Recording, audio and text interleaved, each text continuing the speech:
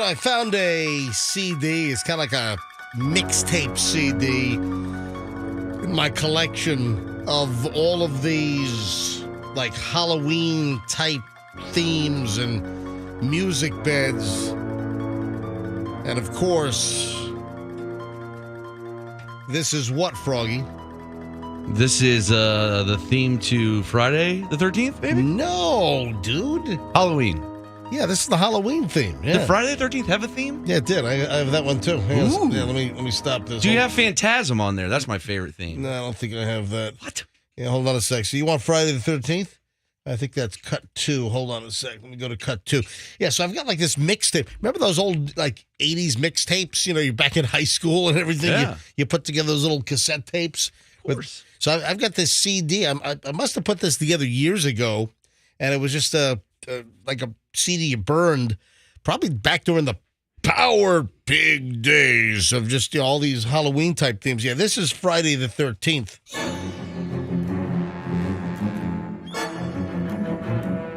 Yeah, this is Friday the 13th.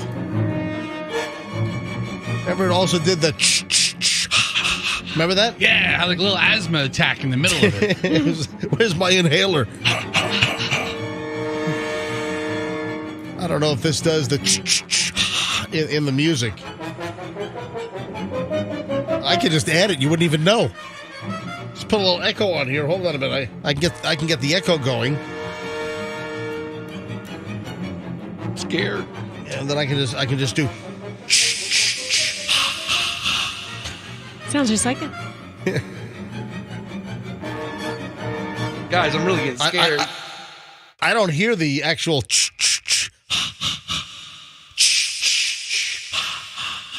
But that was like the Friday the 13th noise. That whenever you heard the,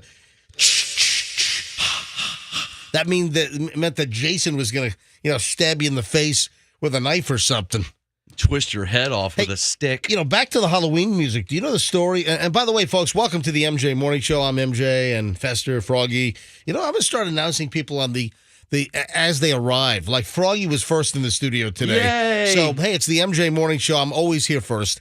Froggy, Fester, and Straglin this morning, coming in just as we were cracking the mics. Roxanne, hey. I did ask a certain someone to leave a door open for me. I know that's not the best security measure, but I don't have my key card with me. You asked someone to prop a radio station door open for you. Yes. That sounds like safety.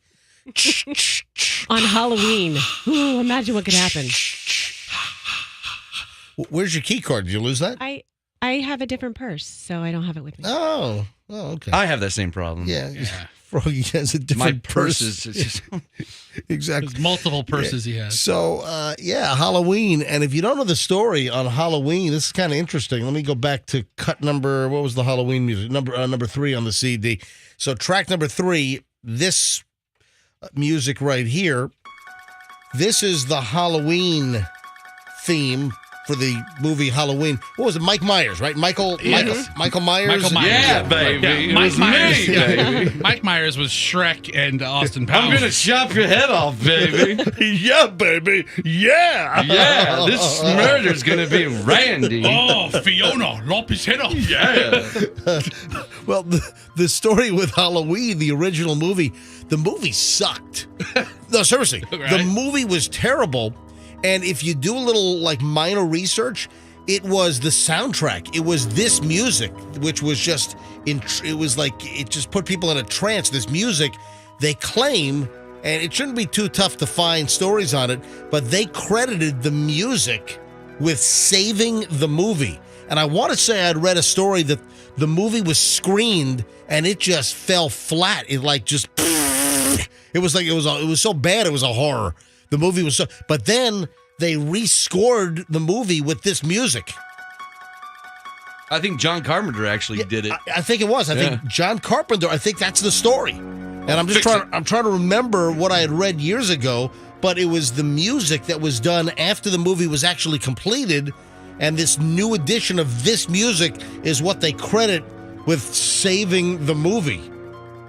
What was the song? Now I might have hallucinated this whole thing, and I might have No, that's dreamt true. it, but, Okay, but, so but, that's, but no, I think I actually read this years ago. So I see an article from earlier this decade, from Oh yeah, look at this. 2020. Yeah, from 20. But I read this much earlier. Halloween, how John Carpenter's music saved the classic horror movie. There's one story, but that was from 2020, from April, right in the middle of pandemic beginning, April 29th of 2020. I'd read this probably even 20 years ago about the music.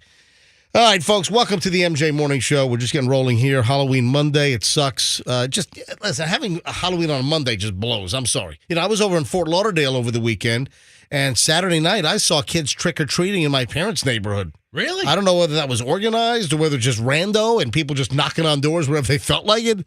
But here in the Tampa Bay area, I haven't heard of any organized change to have the kids trick-or-treat over the weekend versus tonight. As far as I know, in the Tampa Bay area, everyone plans on trick-or-treating on Monday night here.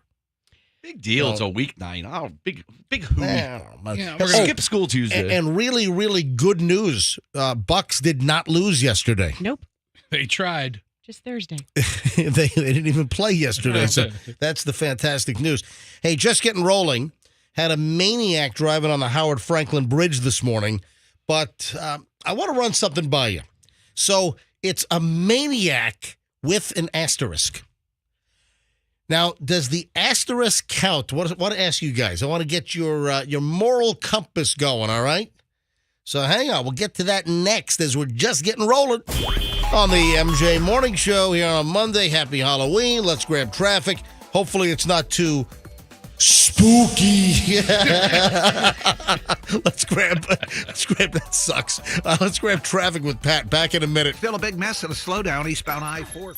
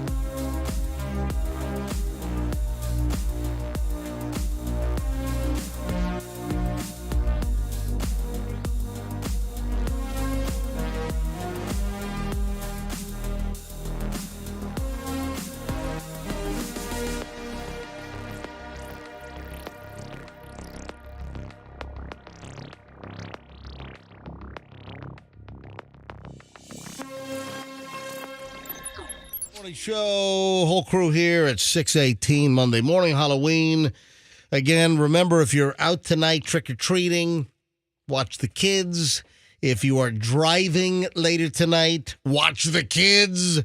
You know, I hate maniacs that, drive through neighborhoods at ridiculous speeds when the kids are out trick-or-treating, and, well, it's bound to happen. Just, I don't want to hear any stories about any issues. So why don't you save yourself some grief and, drive decently. Now, if there were kids that were trick-or-treating on the Howard Franklin Bridge at about 5:30 this morning, I would be very, very disturbed because I saw a reckless driver. But remember I said I got an asterisk. So reckless driver with an asterisk. Just want to get your feelings on this. So about 5:38, 5:39, I'm on the Howard Franklin Bridge, rolling over to the studio this morning for the 6 o'clock show start, and literally moving across the entire width of the bridge from lane 1 all the way over to lane 4. I mean, all the way. I got this guy, I think it was a white Honda, and he was just weaving in and out of traffic like he was playing the old game Frogger. I mean, just in and out. Oh, what a good game that was. This dude, you know what? We need Frogger 2022. They need a new version of Frogger.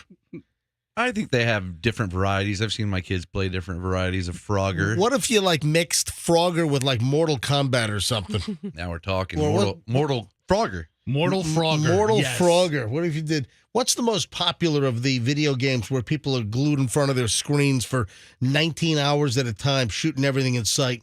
Fortnite is the game that my kids love. There you go. That's good. That's great. Great Daddy of the Year here, letting their kids play all kinds of shoot 'em up games at what? Well, I play with Luke, and we got our first victory royale this weekend. Yes. Well, there you go. All right. I have no Thank idea. you. I have no idea what the hell that means. Means we came in first place together as a team. All right, we fantastic. shot everybody else in the face. That's lovely. There's no blood. All right, so here's my asterisk. I'm driving in this morning, and I'll bring it up whenever I experience this, but a maniac driver on the Howard Franklin Bridge, southbound 538, 539 this morning, and this dude is just literally moving from the far left lane to the next lane, then all the way over to the right lane, driving in the right lane next to the construction equipment. They're over in the shoulder. You've got the flashing lights of the construction crews. Okay. And I saw this guy fly by probably at 100 miles an hour while construction workers were on the right side on the shoulder portion of the Howard Franklin Bridge southbound. But my asterisk is this. Wait, let me ask you a question Yeah. before you tell us the asterisks. Yeah. Hold on, what was it? Asterisks. She wants to ask Yes. you a question before you talk about the asterisk. Can you say asterisk again, please? Asterisks. No, it's just an asterisk. Okay. In any case, before you say that, what about that? You said it was a guy. Was it a guy or a girl? Oh, How I do you don't know? I don't How know. do you know? I would just assume that it was a guy because mostly guys drive like ass clowns like Gotcha. this. I didn't know if you saw his face. No, I did not see the face. It was dark and the guy was driving too fast. I'm just assuming that It's a dude. There's a 99% chance it was a dude. Exactly.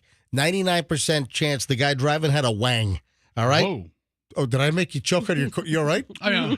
Choking about to spit your coffee out. Yeah. I'm sorry. She did not expect you to give out No. percentages. Now, here is the asterisk here.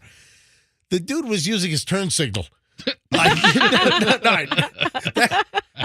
I'm telling you, the guy was moving from the left lane and just jerking the wheel all the way over, just weaving in and out of cars at a ridiculous rate of speed. But I'm like, oh, look at the courteous, reckless driver. He's actually signaling.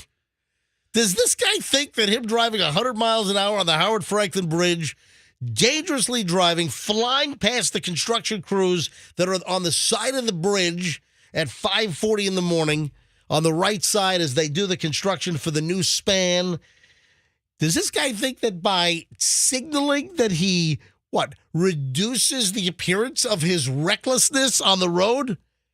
And it's probably one of those like quick flick of a signal too, right? Or was he just rolling with it, blinking the whole time? I think this guy was doing he would hit the 3 signal, the doot, doot, doot, doot, Okay. doot, doot. Oh, no, he was signaling. He was signaling as he was weaving in and out of traffic extremely recklessly. So are we giving him a little bit of a break here for at least alerting drivers? as to No, where he's I'm just going? saying that it's reckless driver with an asterisk. The guy was driving like an absolute moron, like a total douche canoe, but he was signaling. Yeah, but he was being somewhat safe. So Well, if he eliminates that charge, he's just going to get a speeding charge. The question is, so you think that failure to signal the lane change is off the table? It's just reckless driving. I mean, cop pulls him over. He makes his way to court. Judge is like, what do you have to say for yourself? He's, well, Your Honor, I was using my turn signal to alert other drivers. Let me be very, very clear. I am not cutting the guy a break. I, MJ, am not cutting the guy a break for driving like a reckless tool, but signaling. But I just thought I'd mention that this guy, and if anyone was on the bridge, and you see a lot of the same cars, because you get into the creature of habit deal, you get into the pattern of you're driving at the same time virtually every day, and you tend to see the same folks. I tend to see the same 2 FedEx drivers. When I used to leave earlier, I used to see a Loomis driver.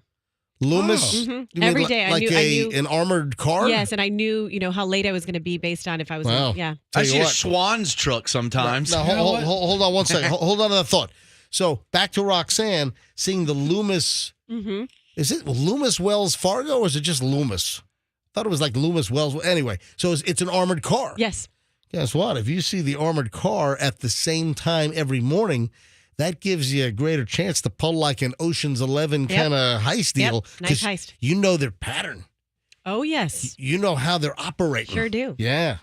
All right, so back over. What'd you say? Before you put your phone down, just concentrate on the show, would you please? Wait a minute. What? Yeah. What did I right, dude. Yeah, I'm sitting here. You're just sitting there scrolling like Listen, you're a thumb maniac No, over Froggy there. and I are just enjoying some hot MJ traffic talk. So, listen, Froggy sees the Schwan's box truck. That's not what he said. What did you say? I see a Schwan's box truck every once in a while. It's not Swans. Schwan. There's a CH in it. It's Schwans. And you know why those are important? Because of the pies. They're delicious. No, I'm serious. If you could rob one of those trucks, they have Red Lobster cheddar biscuits. Ooh. So, Froggy, scenario. 5:30 in the morning. Do you want to take your chances with an possibly empty Loomis security truck or a possibly full Schwan's freezer frozen goods truck? I'm going Schwan's. What's all the way. deal with the Schwan's frozen trucks? What's the deal? Is it like some guy owns the truck, has a route, and how do you? My buddy used to do it. It was his job. You get a truck and you drive it around. That's what I want to know. So how do and you you deliver Cheddar Bay biscuits? How do you jam up business for that? If you've got a Schwan's frozen food truck, and those are the trucks, they're big chunky trucks, and they have like the doors, those little latch-in doors all over the side of the truck, right? Yeah, they're freezers. You got to figure they were the original DoorDash. Yeah. Or the Uber Eats. No, but they didn't bring prepared food. They brought frozen food. Great frozen Or they food. still do that. And dead swans. Here's your dead swan, sir. Now, Happy Thanksgiving. Which friend of yours used to drive a Schwan's truck? You remember the one I told you I used to give him a Jenny Craig weight cards as a kid? Because he was fat? Yeah. And now Oh, he's shredded. His name's Michael. That's right. I chastised you because you were like a bully. He's probably shredded because of what you used to say to This him. was at Tampa Catholic? No, this was in like 6th grade. This is an incarnation. And you used to hand the kid Jenny Craig cards. Jenny Craig. Yeah, Jenny Craig. And I would say, hey, here's a little advice for you, chubbers. So where were you getting a Jenny Craig card? I had a friend whose mom was officially a member of Jenny Craig. So you stole stole them. friends Yes, from stole one them. friend's fat mom to torment another chubby friend of yours. Yes. Dude, did you ever apologize for being Oh, he's still my good friend. Still one of my best friends, Michael. Oh, But so we still talk when- about the Jenny Craig cards. When you were handing him Jenny Craig cards signifying that he needed to lose weight in 6th grade. Yes. He was your friend back then? No, he was not my friend. I bullied him. For you fun. know what? That's And we became buddies after that. So it worked out in the end. What, he punch you in the schnoz? Oh, he will kick my ass. He did. He beat my ass a few Well, times. there you go. That's how you turn things around. That's how you deal with bullies. Yeah, the bully gets finally attacked and beaten, has his lights nearly clocked out. You broke my nose. Look at my nose. Yeah, is that where the Broke whole it. the big hump came from? Is There's that, no one of them. is that the deal? The second hump is another. So how'd the guy get into the Schwan's frozen food truck delivery business? We were in college, and it was a good college job for him. And he always had the stupid truck, and we would steal the Cheddar Bay biscuits. So he didn't have to buy the truck. No. So he worked for them Yes. just as a driver. You leased a truck, probably. Yeah, you I- pay him back. You have to give him like a couple $100 a week, I imagine, to. But he have would the just truck. stuff his freezer full of that stuff. A lot of good stuff. I used to see one of those Schwan's frozen food trucks in my neighborhood from time to time, but I haven't seen it in years. Yeah, I don't even know if they're still around. No, of course they are. They have a huge. You can buy anything from them. They're like a chocolate cream pie is fantastic. How much are the Cheddar Bay biscuits? I gotta look it up. Hold on.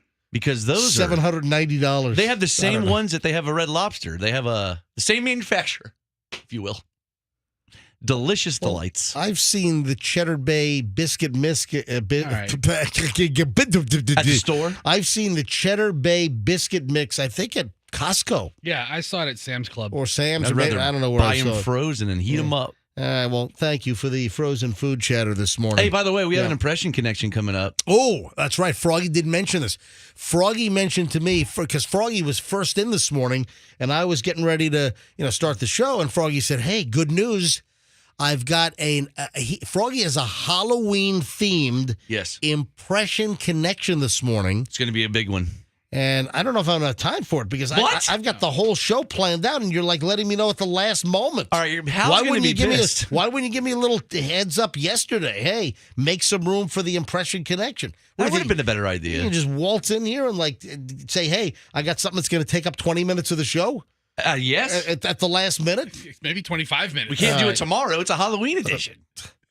I think we ought to do the Easter edition tomorrow. I mean, the November 1st edition of Impression Connection is just like any other one. All right, I will find time for the Impression Connection later on during the broadcast. Damn right you will. All right, we've got some utter fester stupidity we've got to deal with, which I've been made aware of during the course of the show today. This is going to be a really pretty jammed up Monday show, so you don't want to miss a moment. Oh, and the Tom Brady, Gisele Bündchen situation, we found out over the weekend that they are actually divorced. So the divorce is done. The divorce is final, and they kept that pretty tight. Now, we knew that they were having marital issues, but it looks like they were legally working behind the scenes for quite some time to get this divorce done. And now Tom Brady and Gisele Bündchen are actually divorced. Just goes to show you, if you want to keep something quiet as a celebrity, you can. Yeah, I guess I better run this before it gets too old. Here's the story of a man named Brady who was busy playing football with his team. He was old at 45 with lots of it seems. 45 years old, man. There's a lot of shit going on. Here's the story of a lovely lady who is busy with kids and a big home. And when he unretired, she was all alone. Till the one day when the lady told this fellow that she sat down with her lawyers at a luncheon. And he knew that he was now in trouble. That's the way that they became the Brady Bündchen. The Brady Bündchen. The Brady Bündchen. That's the way they became the Brady Bündchen. And now the divorce is final. Maybe add a little lyric at the very end there. And now the divorce is final. Just boom, they're divorced. And then you saw that there was paparazzi somehow that got pictures of Tom Brady and his kids seeing a movie in Old Hyde Park on Friday night. Did you see that? I did not see that. There are pictures that have made the gossip rounds. There are paparazzi photos of Brady walking on the sidewalk right in front of the Cinebistro with his kids in Hyde Park on Friday night. I love that. Those divorcee dads, man, they got to make the most of their time, man. All right, just Quality time. All right, I got to get to early morons in the news next. Let's have plenty of time. A great pile of early morons in the news next. Don't move here on the MJ Morning Show on Q105.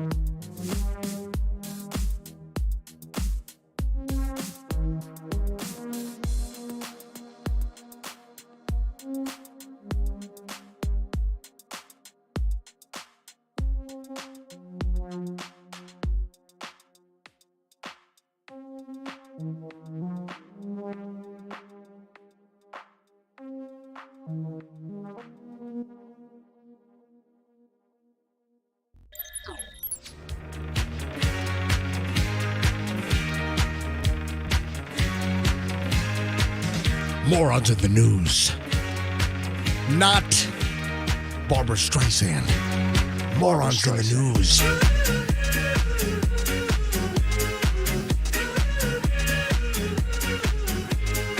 Morons in the news. Not Barbara Streisand. Barbara Streisand. All right, 640 MJ Morning Show on Q105. Great pile of early morons in the news. Well, I guess it depends on how you define great. But total pile of Nimrods here in a second.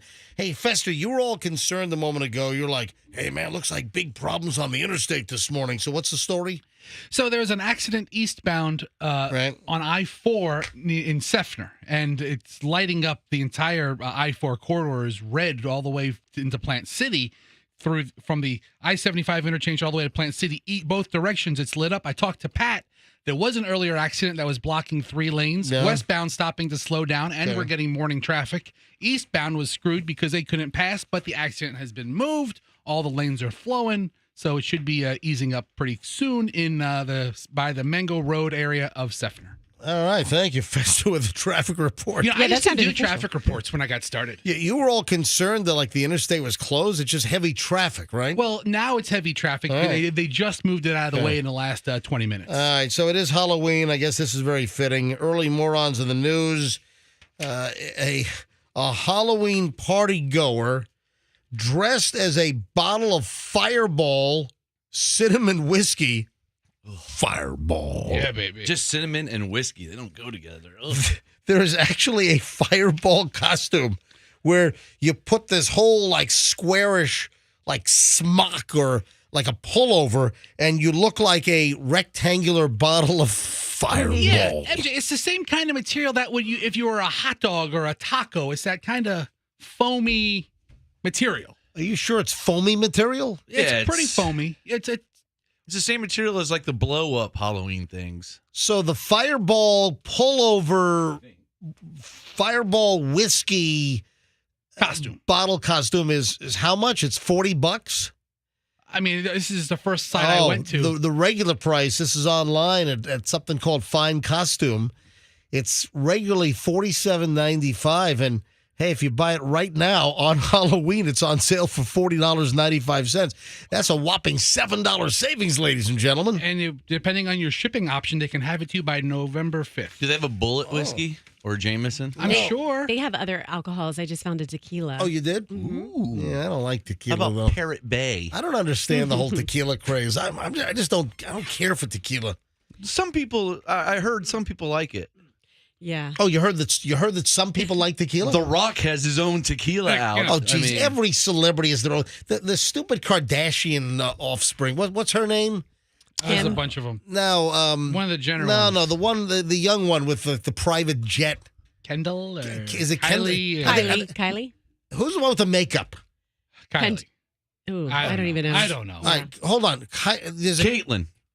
anyway, the young one that's like a billionaire at the young one that got knocked up at 17 or something. Is that Kylie? Is that those Kylie? guys. They're all the same. Doesn't she has her own tequila brand? Fashion, we got to come out with a drink. No, I want the Caitlyn Jenner drink. Everyone. Isn't it Yeah, like 'cause George Clooney's involved in tequila? Yeah, I got a and billionaire Michael- because of it. Michael Jordan has tequila. Kylie Jenner has tequila. It's 818 is what it's called. Is that 818 tequila? Mm-hmm. Listen, I don't like tequila. I just don't care for the taste of tequila. But it doesn't give you a hangover at all, and it kills a lot of germs. Roxanne's getting very defensive of tequila. Wait a sec. You're claiming that you can drink all the tequila you want and it doesn't give you a hangover? I mean, not. What kind of erroneous advice are you giving live on the air? That is like a step before AA. I'm Yeah. sorry, guys. I don't want to look at her in the face. but- Drink all the tequila you want. It won't give you a hangover, according to Roxanne. Not all of it, but Even you like can, when we watched Three Amigos over the weekend and they drink a lot of tequila, you think the next day they're like, I feel great. yeah. They drink full bottles of tequila in that movie. It's a movie. I know, It's but I'm probably just water. saying. The reason why I'm bringing up tequila in just a second, there's a reason why. There's a story here, folks, I promise. But Roxanne, where the hell are you getting Okay. your information that tequila doesn't give you a hangover? Just user information. I don't really Oh. get a hangover when I drink tequila. Oh.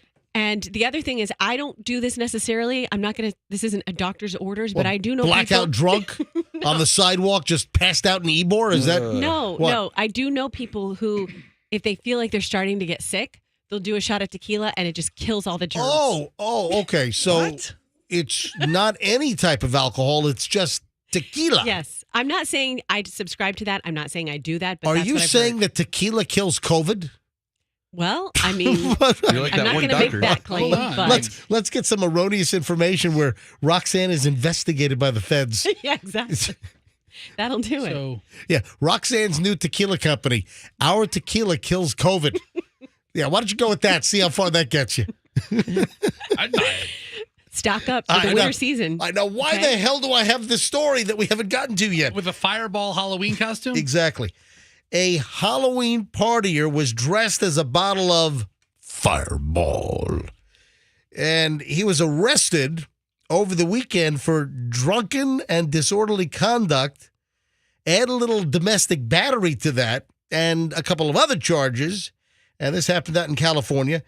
Dominic Hey. Salazar. Sounds like a good guy. Yeah, 31 years old, was booked into the jail in Madera, a city in central California. Not familiar with that particular city, but he's got a whole pile up of charges here. He was transported to the county lockup at 3:20 in the morning, Saturday night, Sunday morning. Salazar, who lives in Madera in central Cali, being held in lieu of a $55,000 bond. So what the heck did this guy do? Well, apparently he was drunk, but also they found out that he had, some other problems, racked up all kinds of charges here. So the dude is 6 feet tall. I'm looking at the booking information. Okay. The dude is 6 feet tall, 293. Was wearing the Halloween costume when he was actually photographed. They took him in, and they actually have his mugshot in the fireball. See, and that's the thing about getting arrested on Halloween or Halloween weekend. Is that the spirit of Halloween? Listen, if you get arrested on Halloween or Halloween weekend, you get your mugshot in costume. Is that like the cops just do that because they think it's funny? No, because They must give you the option. they have to take the mugshot as soon as you get there. I'd be like, sir, can I take off my whiskey bottle? Nope, leave it on. Now, I don't know if it's the official mugshot, but they released it because he's not standing on what would be the mugshot background. The guy, well, you know what? He's sort of, maybe it is.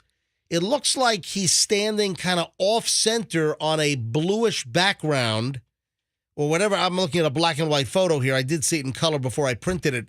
But did they think it was just funny? Hey, let's just get a mugshot out quickly in the fireball costume. I mean, do we have that drop? Okay, so I think we do. I think we did pull fireball. Hey, Andrew, can you check our sound effect archives? if not, it's in the country in Western Council Station. members will vote. What is that? What? Is that internet? No, hey, Andrew, your room is not pulled up here. The board's not set up properly. I've got the TV in the TV is in this area. So, all right. So where was? So I guess we're not going to get fireball, but I think we have it in the archives. I think we've got. We have Froggy here to do it. Yeah, I just try to bring up Andrew's producer room. Send the message that Tampa residents don't. And it's TV audio on the other studio pod. All right, next early moron in the news story, ladies and gentlemen. I didn't know you couldn't do this. One of these stupid online video social media influencers is facing criminal charges for plays a key part in the story. What, does it involve golf? It does. Okay. It does. And I'm not a golf player, but I do know that. Does anyone really yell for when they? Yeah, they do. Do they really do it? So you're supposed All to right. yell for as the ball's about to come down and hit somebody to alert them that they're about to be impaled. You see, I don't play golf, but I know that I've seen people yell for in the movies, but I don't think I've ever seen it in real life. You've seen the video of the guy who lives on the golf course, and every time a ball lands in his yard, he lays next to it like he's been knocked out. Are you serious? Yeah, if you go to YouTube and look it up, he just lays there, and guys walk up to like, "Oh my god!" They think they killed him. Listen to this. This social media influencer, which that just drives me nuts. What do you do? Oh, I'm a social media influencer. You're not influencing me, you butt bleep. All right, so butt bleep. Butt bleep. I guess I could say butthole, right? Yeah, I guess so. all What right. did you say Whoa. earlier? Douche canoe? Douche canoe is I don't know. he's on fire. He's here. on a tear. You got a social media influencer is facing criminal charges because he hit a golf ball into the Grand Canyon. Oh no! Yeah, I guess you can't do that. It's, Littering? Well, it's federal land, and I guess it's a desecration of a national monument or national park. Yeah, this guy drilled. I'm sorry, it's a woman. This woman, a social media influencer, smacks a golf ball into the Grand Canyon, videos it, and then posts the video all over social media. This golfer, who has 7 million followers on social media, got all kinds of grief right away and was reported to the Grand Canyon Park Service. And she also allegedly threw her golf club into the canyon as well near Mather Point after hitting the ball, according to the National Park Service. Do we really need to say don't hit golf balls into the Grand Canyon? So I think The National Park Service asked. I remember a story of a guy who got charges because he hit a golf ball like off of Yosemite or something, or he hit it into like Old Faithful, and he used like a natural golf ball. He didn't use a ball that would be there for 200 years. Oh, he used one of those dissolving golf balls? Yeah. Biodegradable. That's the word I'm looking for. That's the word. Biodegradable. Yeah, I brought up the video I was talking about of the dad who Oh, so he every lives time on a ball hits in his yard. So when the golfers come looking for their ball, he's on the ground. Oh, I love that guy. Yeah, I'll put it up. Let's see. That's awesome. So, oh man, so he lies on the ground like he's dead with the golf ball by his head, and then the golfers come find his body. And does he jump up and say, "Bah, just kidding"? It's like a morality test. See what the golfer does. If they I don't see it. Yeah, Anyway. I'd walk away. The National Park Service did not identify the influencer, but listen, if they've got 7,000 followers, 7 million? I'm sorry, 7 million followers, how tough is it to figure out? Anyway, according to Reddit and other online sources, the golfer's been identified as Katie Sigmund. She whacks a golf ball into the Grand Canyon, I guess it's Arizona, and then throws the golf club as well, all caught on video. All right. So her activity has been video documented. Angry viewers that came across the social media account and saw this, they immediately contacted the Grand Canyon National Park Service. Oh, what a bunch of Karens. Yep. And then here's someone posted this. This idiot's name is Katie Sigmund.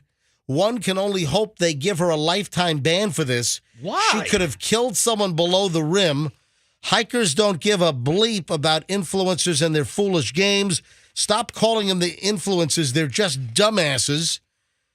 Yeah, for, I guess, the Grand Canyon National Park situation, they announced charges against the young woman. Identified and contacted by the Grand Canyon law enforcement the next day. Charges and a court appearance are pending. Throwing objects over the rim of the Grand Canyon is not only illegal, but can also endanger hikers and wildlife who may be below. Yeah, here's the video of it, MJ. You see she's right at the rim. Yeah. And it's not that she threw her club like a javelin. It slipped out of her hand as she's making the shot. Is that it? Did it? Well, I mean, you could see it. Yeah, the shoot ball, off. the club. Anyway, she's in a lot of trouble. Yeah, we can. Hey, let's post this on videos that we talked about on the show. So we'll post this up at mjmorningshow.com in just a bit. mjmorningshow.com. All right, got a couple of other morons, but they're school related. So hold on. 2 school related morons, including a local that you got to hear. You're not going to believe what a local teacher's accused of. And we'll get to that next on the MJ Morning Show here on Q105. Now, car accident.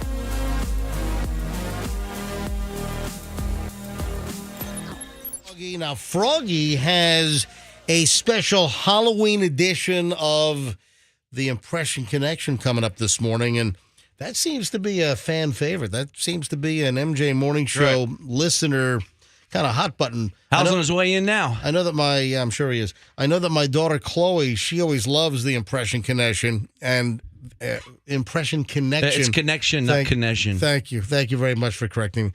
I got to get an MRI or something, right, Fess? Right.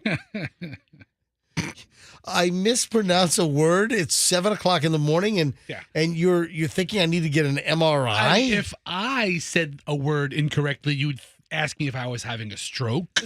We need to get some sort of brain machine something. You are really good at dishing it. The Impression Connection is coming up in just a bit, and this is where we get listeners on the line to play. You're the contestant. You get to select which of the MJ Morning Show members that you want to play along with. It's like a game show. What are some of the game shows where the regular person plays with the celebrity? Yeah, like something like a Hollywood Square or a $100,000 pyramid or something. That's more what I'm thinking of. Like the pyramid, which back in the day, Dick Clark used to be the host of that. What a dick, Clark. All right, so now it's Michael Strahan, who appears to be doing everything. I think Michael Strahan is what? He's on Good Morning America. He's on Fox NFL Sunday. He does game shows for ABC.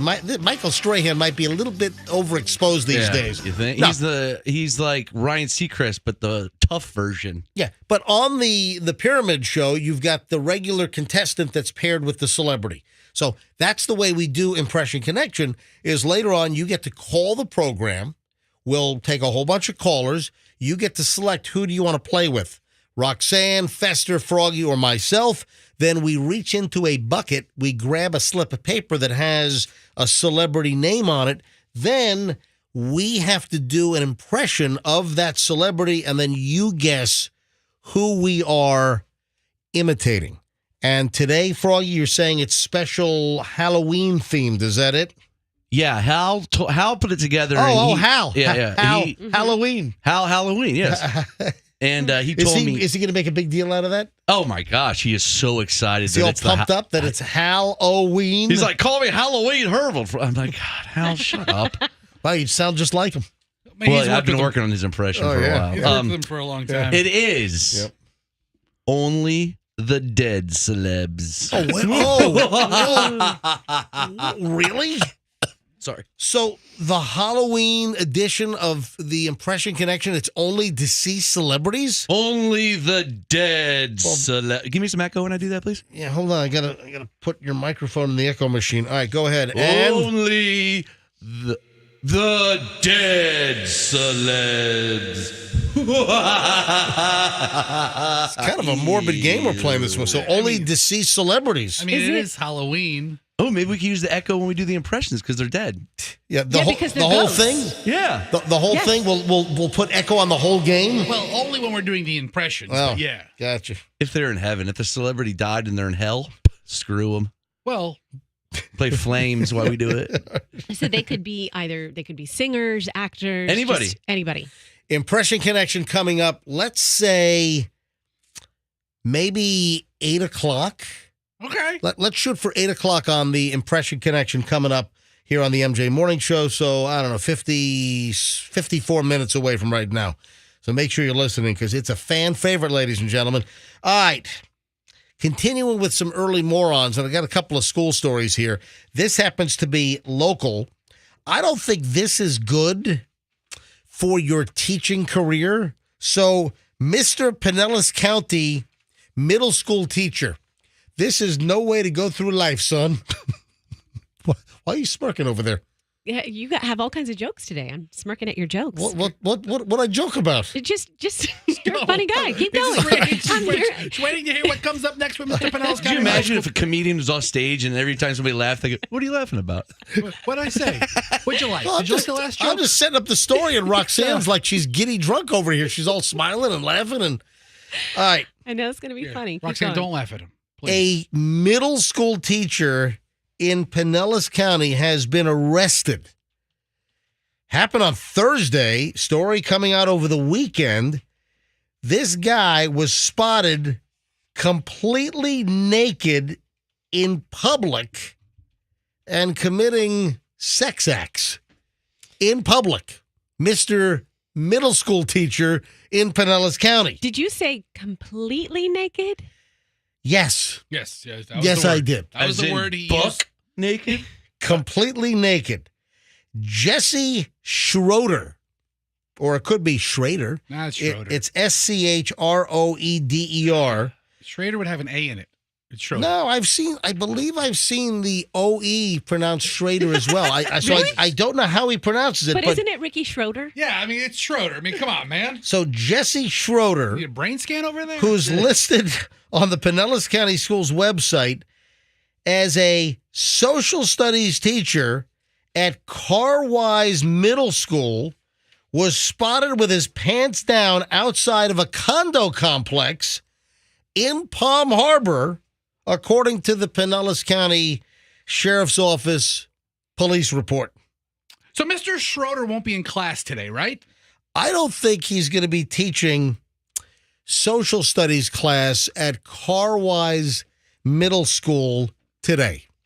I don't think he was there on Friday either, is my guess. I'm guessing a sub had to be called in.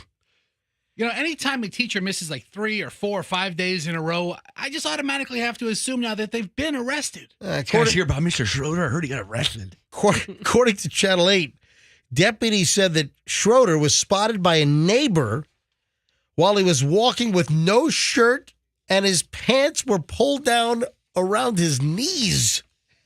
The neighbor told authorities that Schroeder's sexual organs were exposed as he walked around her parked vehicle. All right. Wow. Schroeder then continued to expose himself as he walked out of the parking lot and headed toward an adjacent road. When he returned, according to the neighbor and the authorities, he was then completely naked. So everything was then gone. Mr. Schroeder. And then surveillance video caught this. It was captured by a neighbor. It showed the 39-year-old teacher walking around the apartment complex completely nude just before 11:30 p.m. And this is on a Thursday. This is a school night. What the hell happened in class that day? I don't to know. Drive him to this in the evening. Authorities said that Schroeder could be seen holding and rubbing his exposed genitals Okay. on the railing of the condominium stairs. That's unsanitary. And That's a really good-looking rail. That's your take on this? That the guy's rubbing his junk on the railing for the stairway? And that's unsanitary? I tell my kids never to touch, when you're going down the escalator and just hold mommy's hand. Don't touch stairwell railings. Keep your hands off that Yes. because you never know if some middle school teacher was rubbing his nubs all over it, right? Is that... My God. Can you imagine the dude allegedly was rubbing his junk on the railings of the apartment complex. I don't know that I want to rub my junk against a metal railing. All things being equal. And then he was thrusting his hips against a pillar in the apartment complex. He was railing the rail. So, apparently so. So he was putting his wang on the railing so anybody that touched the railing could have teacher wang. All right, that's number one.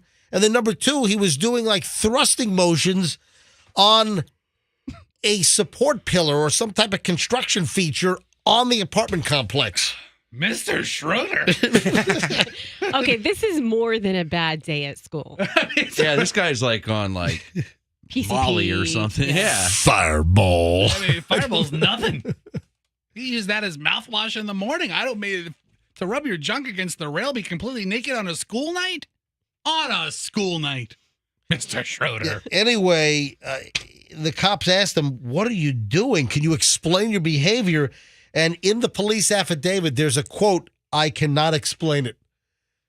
He's honest. Could not explain it. He was on something, boy. I'm guessing we could ask him about what's in his social studies lesson plans for Carwise Middle School in Pinellas County in Palm Harbor. Is that in Palm Harbor, car-wise? It is in Palm Harbor. Yeah, because he lived in a complex in Palm Harbor. I don't know what the status of his teaching position is, but I think I do.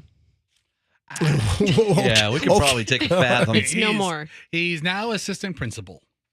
that is not good for your career at all. Oh, and then quickly here, how much time do all right, I got to do this quickly. One other school-related imbecile story this morning. I don't know how this happens. A bus driver for an elementary school in Washington, D.C., has been hit with drunk driving charges. The bus apparently veered into a ditch while they were coming back from a field trip in Northern Virginia. 9 children were treated at the scene, just minor injuries, according to the Fairfax County, Virginia police. Listen to this. The bus was carrying 44 kids, 4 adults. They were coming back to Murch, M-U-R-C-H, elementary school in D.C. They had a field trip to Cox Farms in Centerville, Virginia. Sounds like the teacher from Palm Harbor should have been on that field trip. Anyway, that apparently is a popular field trip for that particular region. Listen to this.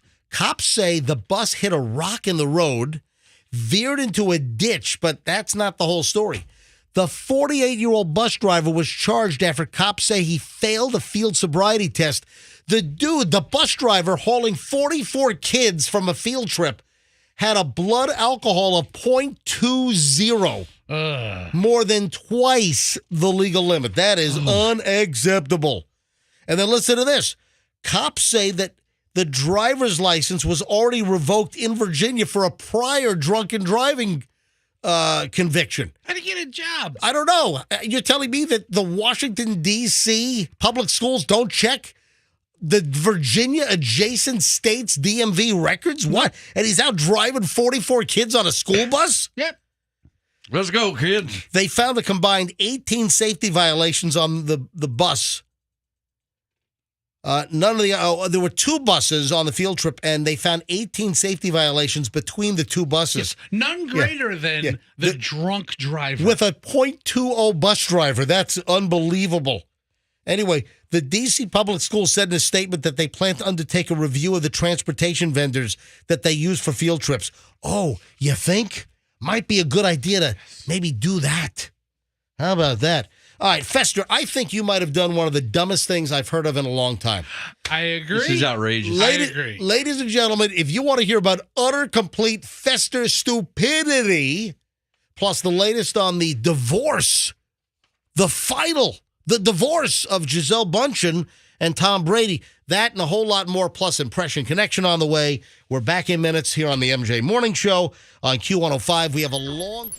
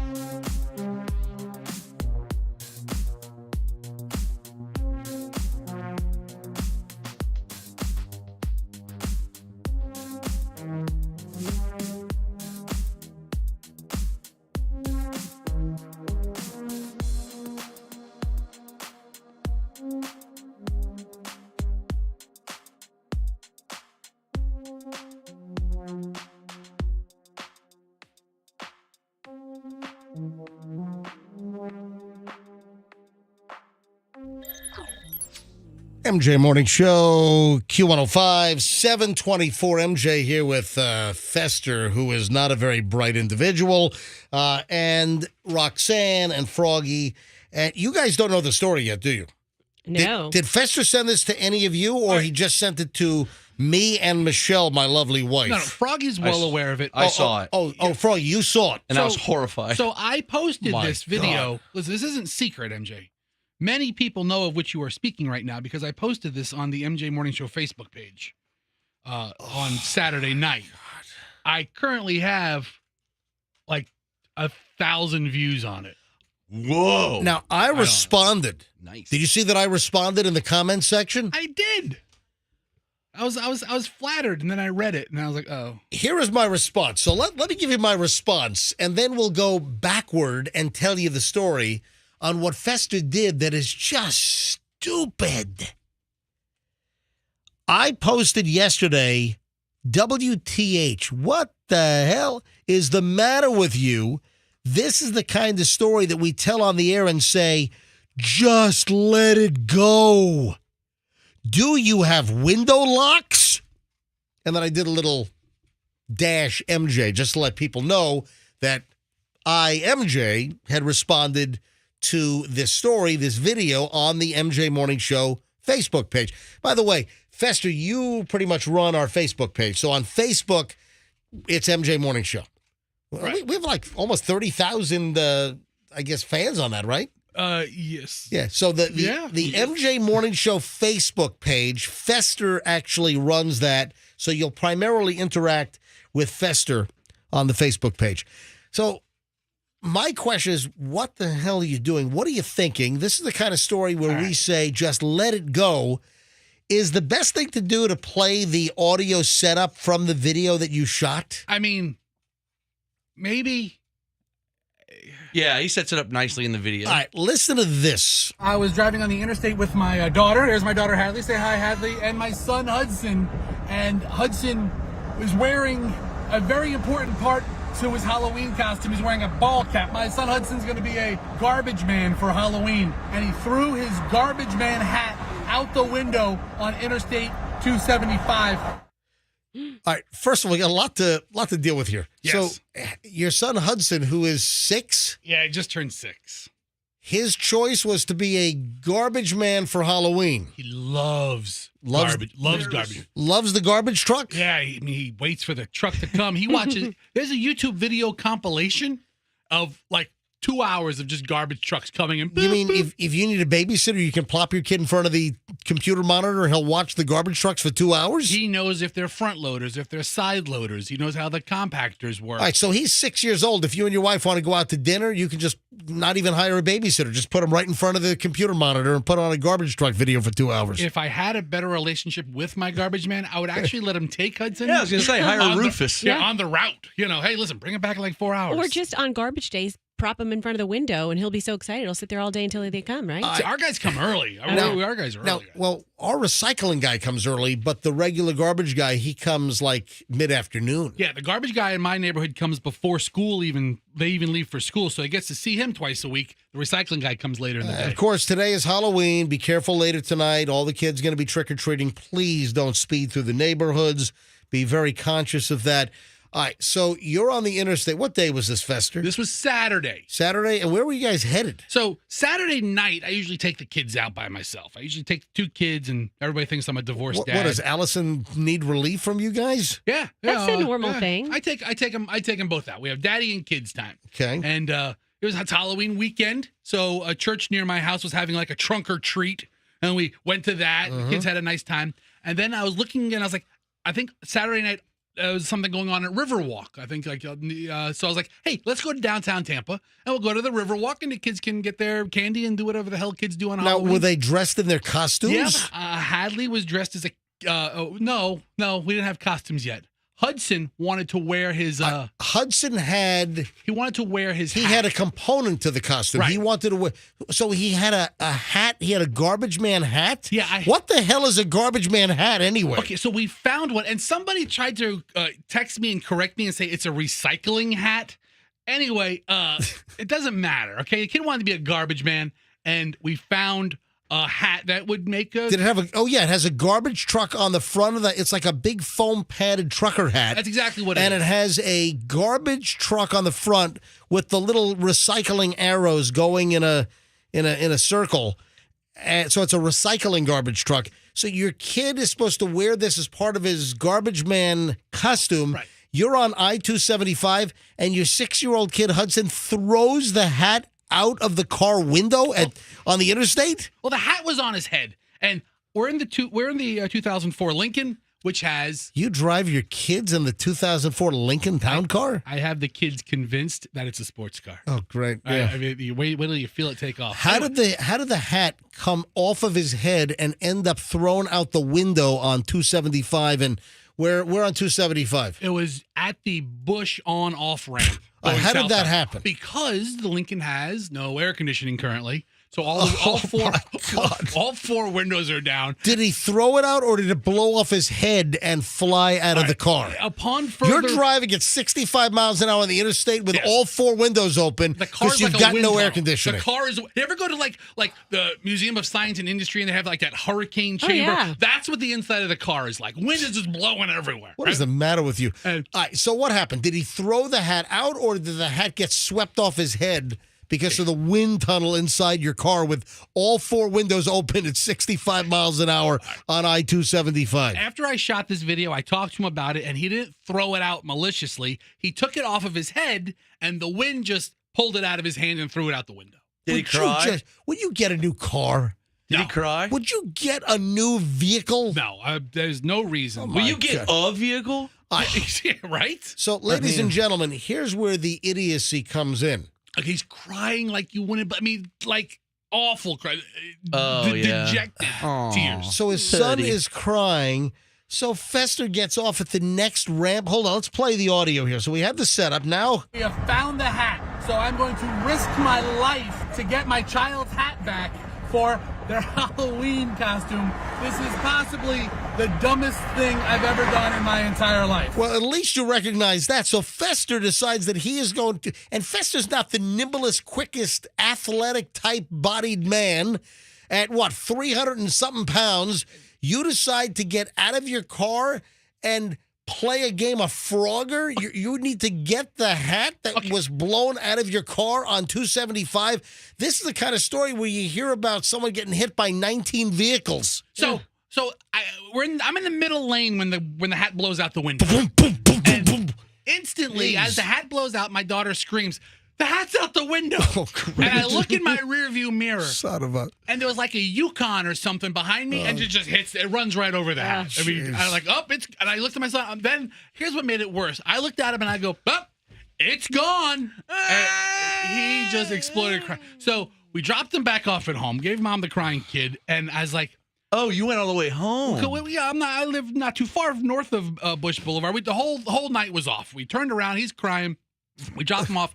And then I was like, let's go look for the hat, see if we can even find out where it landed. Why would you bring your daughter? Did you so you brought your daughter with you? Yeah. So you're parking on the side of the interstate, so you not only you're endangering yourself, you endanger your daughter by pulling. I was well off the side of the interstate, and I needed a witness in case, I got hit by a car. Did you leave her cell phone so she could call 911? She had mommy's cell phone with her. Oh, my I was like, look, God. And we had the talk. I'm like, look, if daddy gets hit by a car. Oh, my God. Oh, my God. The car will be destroyed. Yeah. No, daddy left the car. I mean, I parked the car well off the interstate. I was in the grass. What is the matter with you? You let it go. I'm saying the car that hits you will be destroyed. All right, I got my hazard lights on. I'm going super slow on the interstate, and I think the hat is right up here.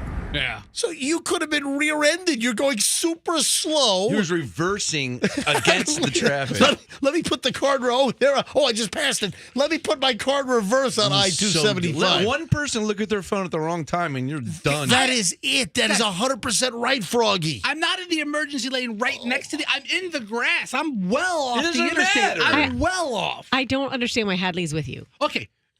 partly we none of us understand. So Fester's going to do the dumbest thing possible, and that's to go out on the interstate to find his son's hat, which flew out of the car because you're driving a death trap from 2004 not a with death trap. broken air conditioning. It just doesn't have air conditioning. Broken windshield wipers. Yes. The lights don't work. Yes. Steering wheel shakes. The horn just randomly beeps at all times. Cigar stains everywhere. Cigar stains everywhere.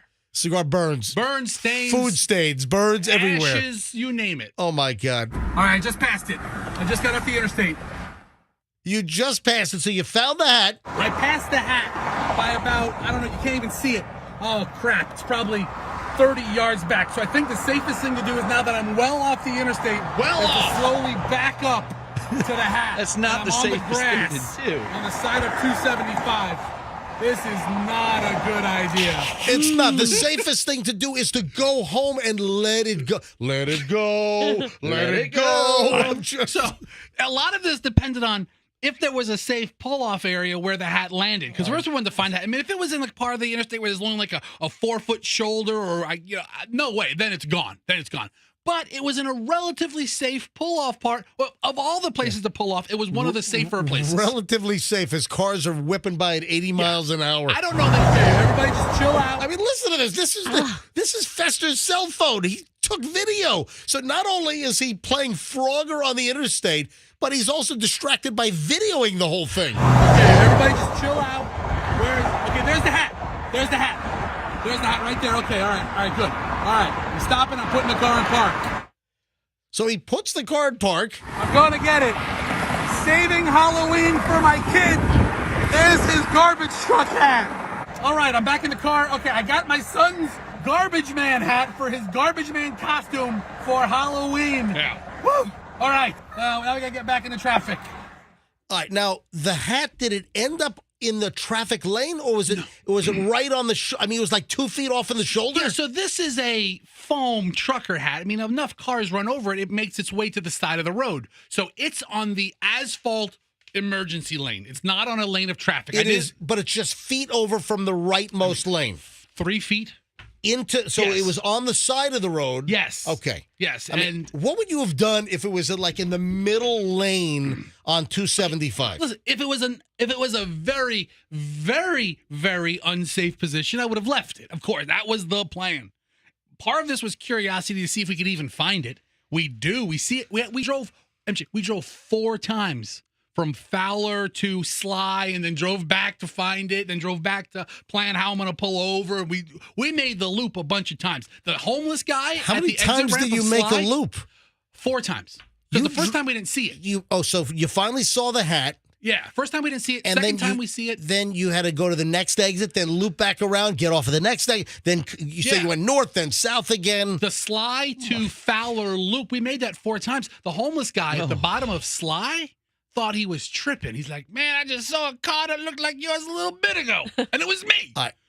I put a note on there. Don't you have window locks? I thought your kid originally had just rolled down the window and threw the hat out. So why would he do such a thing? Just so you know, I do have window locks in the 04 Lincoln Town Car. I do not use them because there's no air conditioning in the car. The kids can roll down the window at their leisure. And it smells like cigar if you leave them. Get a new car. No. Would you please get a new car? So a crazy part, I guess, what are they called, Froggy, when they put things in movies or Easter eggs? Easter eggs. Oh. Easter eggs, right. A crazy little Easter egg in this whole thing. Yeah. And my wife thinks she spotted it. And here's why everybody has to go to our Facebook page and watch this video. When I get out Hey, of can you also post this link, Andrew? Could you put this up on mjmorningshow.com? Andrew, yes? All right. So we will get this. It's on our Facebook page. It's on the MJ Morning Show Facebook page. Give us a follow over there. But also, we'll post this momentarily on mjmorningshow.com, and it'll be on the area at the top where it says videos that we mention on the show. So at the 2-minute and 13-second mark, when I step out of the car, and you can see, MJ, here's a good picture of where the hat is. It's about 5 feet off of the travel lane, but it's in the emergency lane. I'm not walking in traffic. That would be ridiculously unsafe. But you would have done that as well, probably. No, I mean, MJ, there's a risk reward here, and here I'm thinking. So what's the Easter egg? First thing my wife says when she looks at the video is, How did you miss the dead rat on the side of the road? Oh my God, there is this. It was hit by a vehicle, probably. Of all the places for the kids' hat to fall, it's right next to the dead rat. The dead rat in the corner of 275 and I was Boulevard. like, look at that hat. That hat is pretty sweet. So I'm walking out to it, and then my wife's like, yeah. Did the cops come by? No cops came by. No road rangers came by. I told my daughter, I was like, listen, if I sit here for 10 minutes, I bet you a road ranger comes behind me because they have the whole thing on camera. Yeah. They know when people get pulled out or pull over. You could have caused a pileup. You could have been hit. I mean, just not smart, dude. As safe as this could have gone is how exactly it went. Totally Extremely large man hit on the interstate this morning. In other news, a whale exploded on the interstate. Oh, wait, hold on. Back to you, John. Moving on. Fester, not smart. Anyway, folks, we'll get the video up at mjmorningshow.com and the videos that we mentioned, or it's on our MJ Morning Show Facebook page, and you can take a look at this absolute asinine stupidity. Well, he was a hero at the end of the day, but it could have turned ugly. And the whole costume came together nicely. He's super cute, and tonight we're going to do a little trick-or-treating. In MJ's neighborhood. You know what? We thought about it. Are you not coming to my neighborhood tonight? Get this. My wife had a great point. You have a very nice neighborhood, but the houses are several steps apart. We are probably better served to go to one of these like newer prefab neighborhoods where the houses are 4 feet apart. A denser community. So my wife said, let's talk about the candy bar to reward to step ratio. MJ's neighborhood's lovely, but let's say it's 45 steps from house to house. Let's go to a neighborhood where it's like only 20 steps from house to house. And I'm like, double the candy. Like, that's a great idea. So we're probably going to some crummy Westchase neighborhood. No offense, Roxanne. Don't bring your not your neighborhood. Don't bring your crap box into my neighborhood. We're going I invited you. I invited you to my place. We're going to the Gables or whatever. All right, moving along. Speaking of Halloween, I got a pretty funny Halloween story I want to tell. This is a flashback, and I kind of forgot about this, but our friends over the weekend sent us a picture because it was like 11 years ago today. Have you seen the picture? I saw it on your Insta. I put it up on the Instagram. I'll get to that in a second. First, though, Tom Brady and Giselle are divorced. In the divorce filings, it said their relationship was irretrievably broken, that they've amicably settled. The decision to end the marriage is never easy, but we've grown apart. This is all part of the, the divorce situation. The comments from Tom Brady is that they were blessed with 2 great kids from the marriage. And then, of course, there was a previous son from Tom Brady's marriage to, no marriage, just a relationship. I'm sorry, relationship with, was it Monahan? What's her name? Bridget Moynihan. Bridget Moynihan.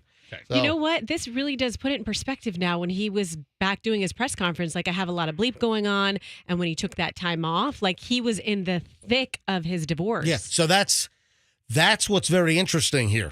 I'm 45 years old, man. There's a lot of shit going on.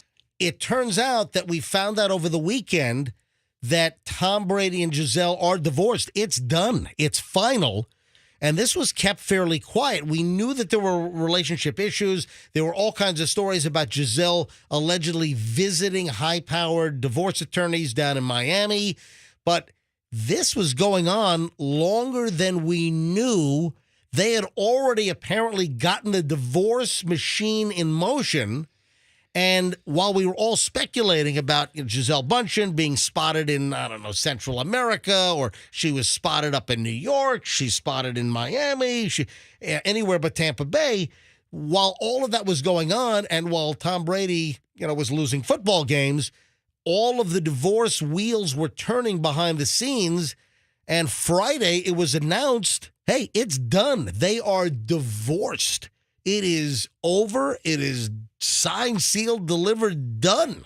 Remember when we first started talking about this, when the rumblings first started coming up, and we talked about it because I told you I had a friend of a friend who knows them and was like, they're done. And this is months ago. Yeah. Well, again, what was the issue here? Was it football related? Is it that Giselle really did not want Tom to go back to football? Was Giselle so pissed off that Tom unretired that was it? Were there other issues, in the marriage? What else? I got to believe that there was more than just Tom unretiring. What else? I mean, I got to be honest here. I mean, people have to think when do you think the last time? I mean, here you have two good-looking people, right? Gisele Yes. Bündchen, supermodel. Tom Let's Brady. stay together because we're both good looking. Well, no. Yes. Well, wait till I say what I want to say here. Is anyone else wondering when the last time Tom Brady and Gisele Bündchen did it? No, I wasn't. Why would what? No one's thinking about the last time that they actually went. No one. I hope they did it on Well, that. now I am. No, I Now that you bring it up. Now I am. I can't stop thinking about think it. about it. I mean, how long has their marriage been in trouble? When was the last time that Gisele Bündchen and Tom Brady actually had sexual relations? Okay, I'm you're- just curious. I'm just asking. Your question is broader, maybe not just pertaining to them. Like what? Okay, from the last point at which a couple does it, then how soon after do they get divorced? So if the marriage is going in a bad direction? Yeah, it's a good question. Listen, I mean, I got like Friday night dinner. Hey, I think I want a divorce, and then like Saturday night, you're doing it. Yeah, just see if they still have chemistry. Yeah, I wonder when things really started going south, and if Tom Brady unretiring, if that was just the icing on the cake. Maybe he can't perform. Oh, Froggy, don't even introduce that possibility. What is Tell it? me, listen. Omnipotent? I mean, What? Maybe. What? Don't even go there. Well, I'm just saying, you maybe. see all these commercials on TV. Hey guys, are you 45 and you're Maybe he needs a couple shots of tea. your shortstop's really short these days? All right. Anyway, This is why people get divorced, because they don't like each other anymore. So at some point they stopped liking each other. They stopped doing it. They stopped, I don't like you anymore. well, the story is they've grown apart, Right. and the marriage was irretrievably broken. If I were ever blessed to be in an intimate relationship with Tom Brady, I would make myself available to him anytime. So Tom Brady is now divorced from Gisele Bündchen after 13 years of marriage. Couple little sidebars here. Tom Brady was spotted taking the kids out to Hyde Park. They were at the Cine Bistro on Friday night. Yes, they were watching Kramer versus Kramer. No, they weren't. Oh my and, God. And That's the first boobs I ever saw in a movie. Are you serious? Yeah. And somehow paparazzi was there to get Tom Brady and the two kids, Vivian and Benjamin. Benjamin's 12, Vivian is 9. And Tom Brady's just walking with his kids right down the sidewalk in Old Hyde Park, right here in Tampa. That's a great movie theater. And they went to see a movie on Friday night, and they were photographed by a photographer. How did they?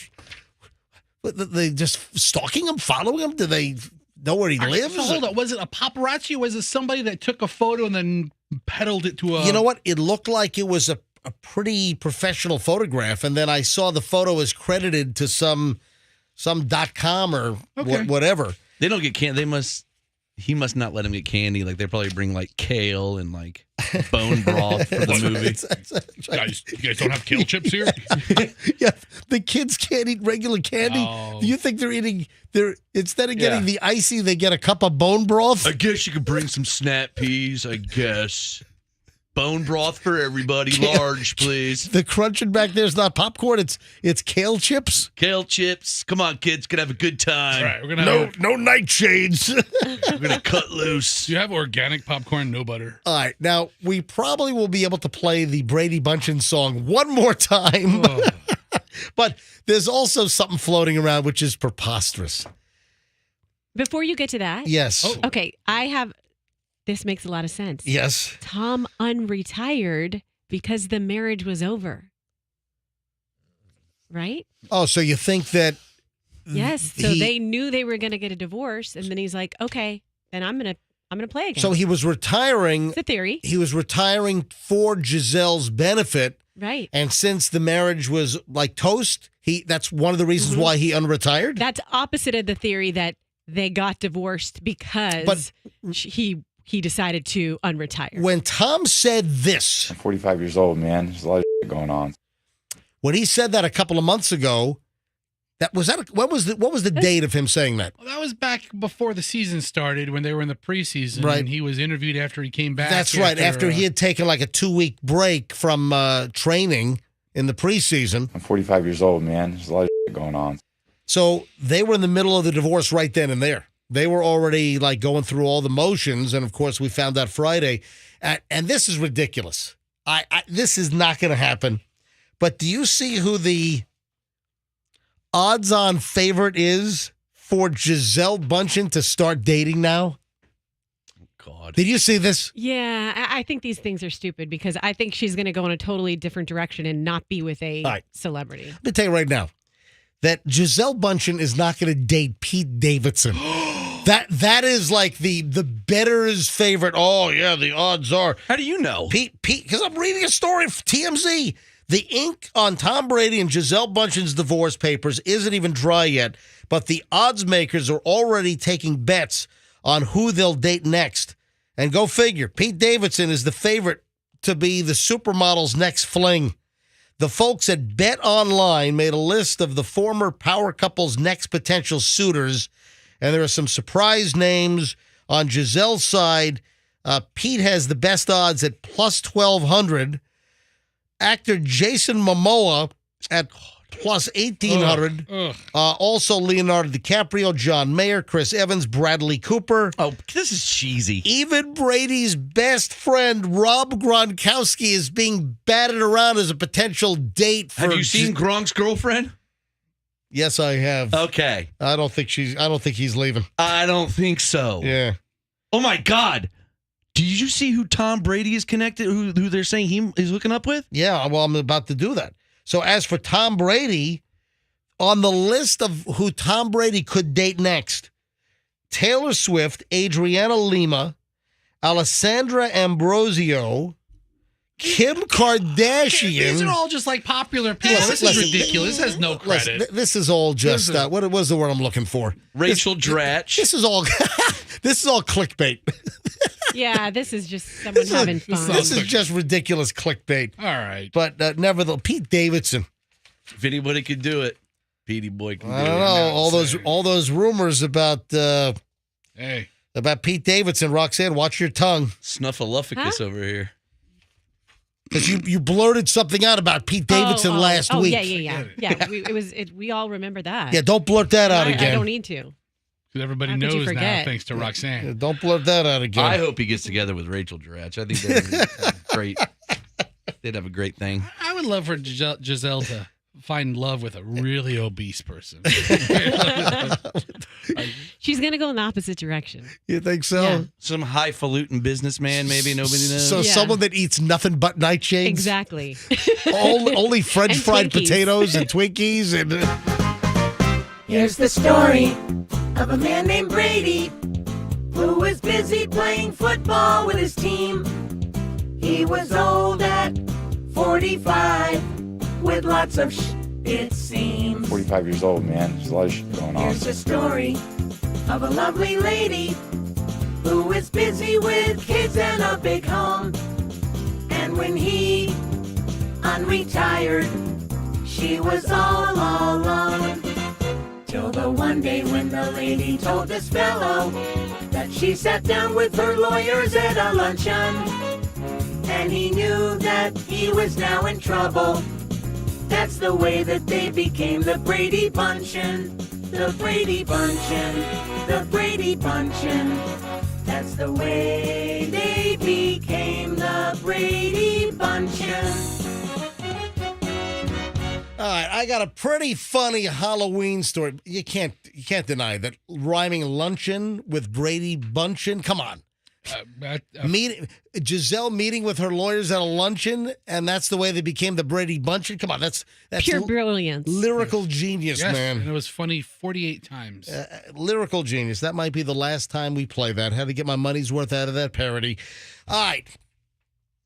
Running a few minutes late. Coming up in a bit, though, I've got a crazy Halloween story with a very funny picture that I will fill you in on in just a bit. It's something that Michelle and I did 11 years ago. And our friends that were the victims reminded us of this over the weekend. So we'll get to that in a bit.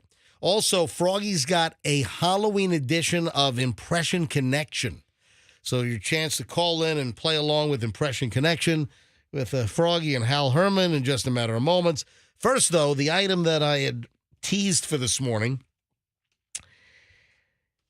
Do you remember what my teaser was? My teaser was something to the effect that listen Monday morning around 7:45, and we're going to tell you how to get a lot of dates. So, ladies, apparently, you'll get a whole lot of dates if you do this. And, Roxanne, I need you to weigh in and see if this is in your wheelhouse, if you... Because I'm looking for dates? No, it's just this is an activity that women apparently do to have the guys, falling all over them. And it comes down to fingernail color. Okay.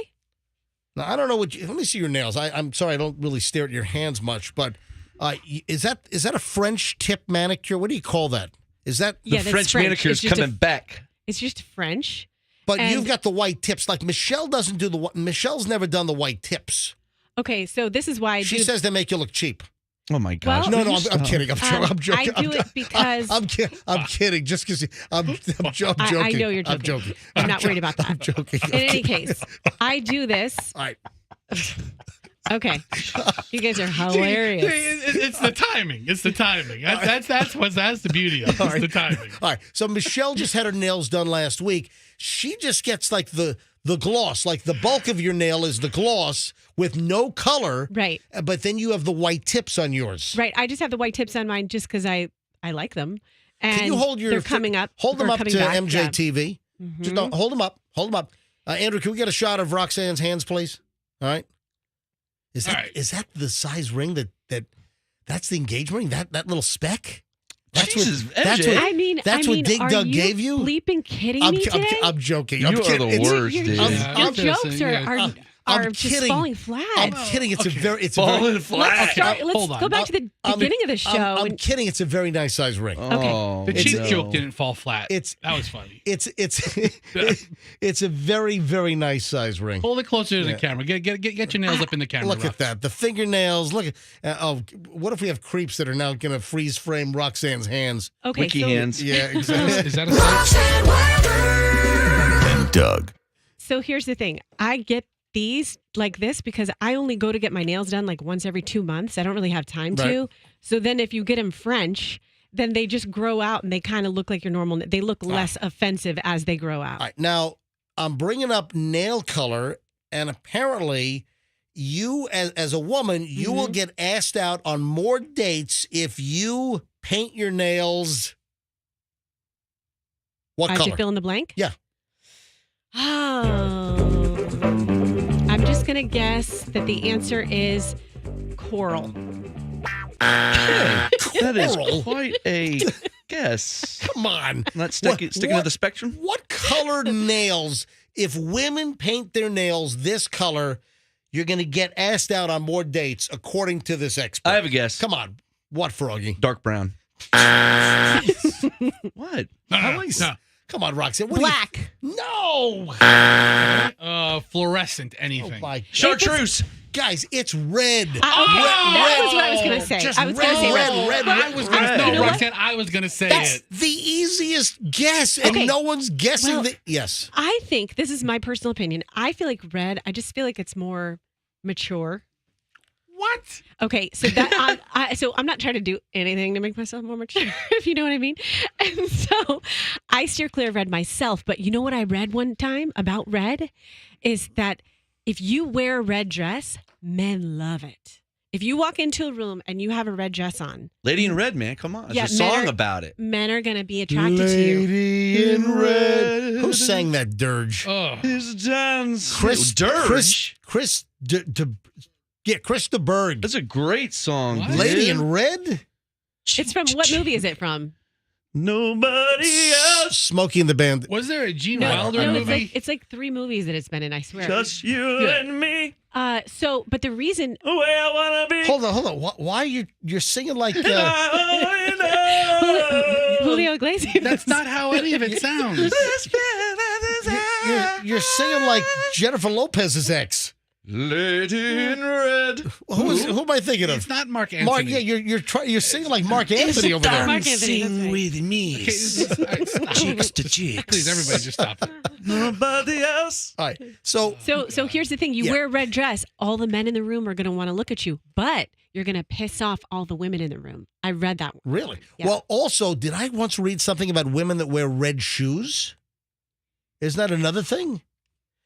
Anyway, according to a woman that anecdotally says that she didn't typically paint her nails red, but she started painting her nails red, and she said, I've never been asked out on so many dates or complimented so much as I have in the past 2 weeks with these nails. And then she flashes her nails up to the camera, and she's got her new red manicure, and she's saying, I've been asked out on 5 or 6 dates. I don't know what it is, but the red nail theory is real. I want you to know I hate your personality. I don't think you're that good looking. Now, But your nails are just out of control. She was referring to the nail issue. I guess this was a known quantity. Are you telling me, Roxanne, you had never heard that red nails will attract guys if you paint your nails red? I've never heard that, but 2 months from now, when I get a manicure, I'll try it and I'll see what happens. Oh, yeah. You know what? This will be let's do an experiment. Yeah. Yeah, let's do it. So get your nails painted like fire truck red. Okay. And then, Oh my God. I don't want to wait 2 months. We got to do this sooner than that. Okay, hold on. Okay, Yes. then you can buy me a manicure. Okay, Thank you. Okay, yeah, okay. Well, listen. Yes. I typed into the Googles. Oh, no, I'm sorry. Microsoft Bing. I typed in red nails attract guys Why are you on Bing? because I have this new server here. It's just this whole computer system's messed up. All right, Anyway, go ahead. I typed in red nails attract guys. First thing that pops up, guys are attracted to red nails because it reminds them of their mothers when they were growing up being taken care of. Wait a minute. So this is some Freudian thing now? Oh my God. Get out of Because here. red is probably what your mother wore in the 70s and 80s. Jeez. My Lee press-on nails were red. Right? Froggy, what color nail polish did your mom wear? This is some Red. Hold on. This is some Oedipus complex deal? They're okay. The one side, she's flattered because she's getting all these dates. The other side is he thinks you're his mother.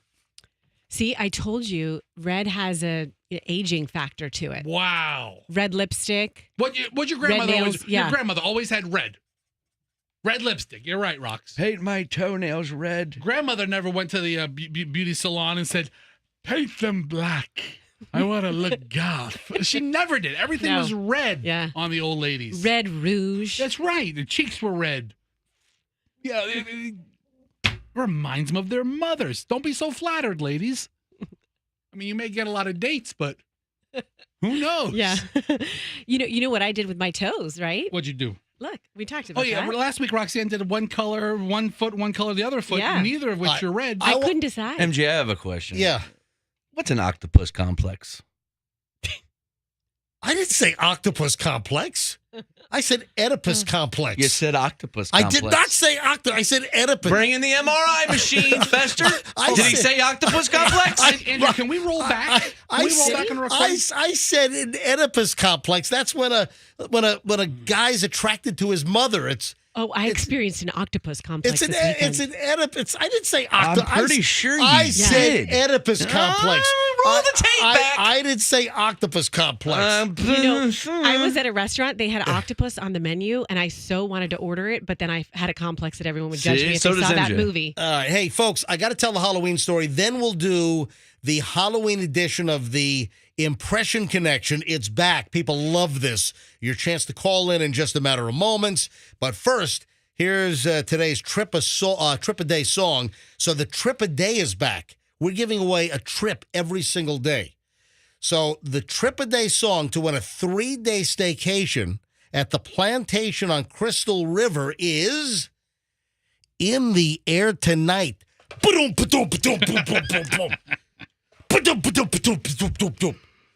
By Phil Collins. I can feel it. Yeah. You know what's in the air tonight? His bad breath. So you want to listen for Phil Collins In the Air Tonight. It'll run sometime today. Am I allowed to say what hour? I think that's Okay. All right. Was that the point? Yeah, I think it is the point. Okay. I forgot whether you got to listen all day or no. We You know actually what? Listen all day. All right. So listen all day anyway. But we're going to play it in the 3 o'clock hour. So when you hear Phil Collins In the Air Tonight in the 3 o'clock hour, be the 7th caller, and you'll win the Q105 Trip a Day. Easy as that. All right, Halloween story quickly, and then Impression Connection with Froggy and Hal Herman. I said Oedipus Complex, not Octopus Complex. We'll roll back the tape. I'm going to go check with Andrew. Yeah, pull the original one when you get a chance. All right.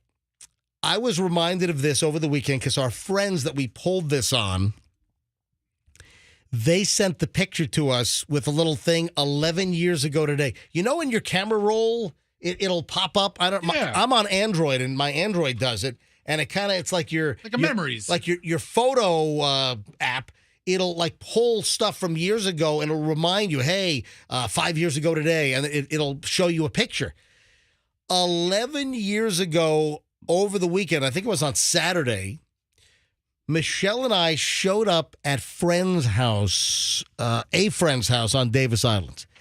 They were having a Halloween party with, adults. It was an adult Halloween party. Show up in costume, hors d'oeuvres and food and drink and the whole deal. We had to decline because we had a prior engagement, so we thought. So we had to decline that we weren't going to be able to go to the Halloween party. Now, our friends, Mark and Christine, they live on Davis Islands. They invited us. This is 11 years ago. This would have been 2011 when this happened. Turns out that we mixed up the dates and we did not have the prior engagement. And I was like, oh, boy, what are we going to do? Maybe we should just go to the Halloween party. But then, let me get Michelle on the line here because this is still pretty damn funny. All right, calling Michelle at the house on this Halloween.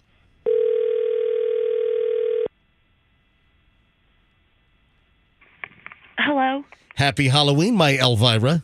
Ooh. Is that a compliment? I don't know. Is it? I don't know. No, is it? Are you listening to the show? I just heard you talk about the party we crashed. All right. Now, we were invited to another event, and we mixed it up. It turns out the event we were invited to was the following weekend, and we thought it was that Halloween party weekend that our friends were throwing their Halloween party. So we declined, but then realized we made a mistake, and we realized, well, I guess we could actually go. And when we found out that our event was the following weekend, how did it come up? Did I come up with this idea? You did. What? Do you remember what happened? Yeah, let's torment our friends. Yeah, exactly. It was like, we had to wear a costume, and you're not really into wearing costumes that much. So, but then you were like, well, let's go get something like we're completely cloaked and covered and show up. And then, they won't even know that we're there. All right, so this is what we did. Did we go to that like pop-up Halloween store where the old Sound Advice used to be up near the stadium? Yep. Is that where it was? Like spirit costumes? Yeah, you know what? You know that little corner in the old Kmart shopping center? Yeah. Yeah. So it's where Orlando does the whole toy drive, right in there. Yeah. All right. And so we go into that pop-up Halloween store. This is 11 years ago. And the place was like picked over because it was like Halloween weekend already. And place was picked over. I find a pig mask, like something out of the Texas Chainsaw Massacre or something. Nice. I find a full pig mask. And then Michelle got like a creepy, like ghost face. No, my costume was from Scream. But I don't, is that the Scream mask? I think so. It's not the actual Scream mask. Your mask was a little bit of a, kind of a take on the Scream mask. Yeah, Scream mask inspired. Yeah, it was inspired, but it wasn't really the Scream mask. And then we wanted to cloak our bodies so they couldn't even tell our... So Michelle got some big, huge black cape with a black, like, Grim Reaper hood. I get some red and black getup. So our bodies are covered. Our faces are covered. They have no idea we're coming. Because you declined the invitation. So we go to the house, and the place is all bustling, and there are people inside. Front door clearly unlocked. We just walk in, completely covered up. It's the most pointless prank on earth. The point to go to a party is to be social. There's no reason to go. We walk into to antagonize the other guests. They are not expecting us. They thought we had a different event that we had to go to. And we walk in. I've got this pig man. And by the way, this is on my Instagram. And I posted it over the weekend when they sent me the photo. Hey, remember this?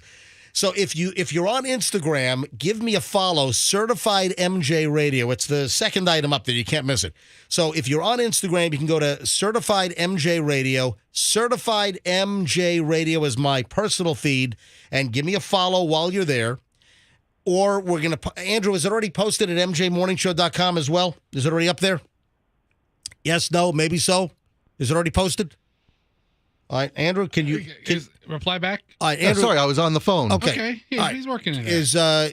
Have you posted the pig mask? Yes. Okay, so if you go to mjmorningshow.com and you click on stories we talked about on the show, we'll have the link up there as well. And it's a picture of Michelle and me. I'm in the pig outfit. She's in this little melty ghost face thing. We walk into the party and we just start mingling. And we just walk around, and we're just like standing next to people, and we're not saying a word. Yeah, mingling is not the right word. If you're mingling, you're talking with people. You're just creeping. We're creeping. Oh, no, Okay. yeah. We're creeping through the whole house on Just Davis walk Island. around like eyes wide shut. We're just walking around, and we'll just stand next to people and not say a word. All right, we've got these creepy masks on. Everyone else knows who everyone else is at the party, and we just walk in, and nobody knows who we are. And we're just walking around. We'd stand with one group and just stand there and say nothing. Did you snort like a pig ever? Well, hang on a minute. Yes. Oh, God. Now, hold on a minute. About every 5 minutes, I would go, I would go,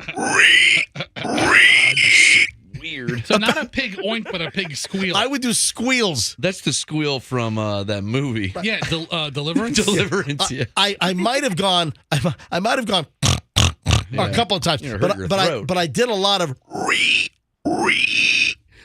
every 5 minutes, and we were just moving around to different clusters of people, and we wouldn't say a word except I'd squeal every once in a while. And everyone starts buzzing in there, and you could see that people are going up to each other, and they're kind of like, and they're trying to figure, who are these people? And people kept asking us after about 15 or 20 minutes, who are you guys? And we wouldn't say anything. Or I would go, oh, God, don't do that again. As we're mingling. And then, Michelle, finally, we're in the house for, 45 minutes, an hour? Yeah. And who was it? Was it Chris that came up to us? Yeah. She grabbed me. And she said something like, "If who you are you, or we're going to call the police." Yeah. Oh my gosh. Who are you? How would you do this? Or we're going to call the police. You should have let him call the police. And then get unmasked. Yeah. Like an episode of Scooby-Doo. Oh, and I could have said, and we would have gotten away with it if it weren't for you meddling kids. You should have let him call the police. Like, Scoob, it's the headless pig man. Like, what is the point? Mark and Christine didn't know how good they had it. The only way I'd invite you to a party is if you wouldn't talk. That's great. That's great. What a blessing. All right. So finally, after they demanded to know who we were, they were going to call 911. Yeah. We just pulled our masks off? Well, I had to take the hood down, and then she realized it was me. Yeah. And then... Oh, Michelle. You're And then, such a Now, prankster. isn't it obvious, though? I mean, look, I'm a little bit taller than him. I mean, honestly, people couldn't tell it was us. You calling him Just short? by, really? But the laughter was pretty... Once they figured out it was us and we weren't some creepy stalkers that are committing a home invasion or getting ready to rummage through their jewelry drawer up in the master bedroom. Or getting ready to stab them. Yeah, exactly. But once they figured out it was us, there was quite a laugh in the place. Yeah. And still to this day, this was one hellacious prank that we pulled. It's a great prank to play during the days of mass shootings. Same person. I don't know if we do that one today. No. But, Yeah, really. Maybe we would. But that's our Halloween prank. So if you want to see the picture from 11 years ago, this past weekend, of Michelle and I creeping around at a friend's Halloween party, and they didn't know we were going to be there, take a look. Go to my Instagram, is Certified MJ Radio. Give me a follow because you never know what's going to pop up on my Instagram. Certified MJ Radio. And we also have it posted at mjmorningshow.com. Go to our website, mjmorningshow.com, and click on stories that we mentioned on the program, and then the link to my Instagram, and the photo will be there if it's a little bit easier for you. Ladies and gentlemen, hey, Michelle, we'll talk to you later. All right, bye. You know what time it is? No. It's time for Impression Connection. Introduce. It's back, and this is one of Chloe's favorites. I'll talk to you later, Michelle. Ladies and gentlemen, let's welcome, after a short hiatus, back to the show, Hal Herman. All right, here we go.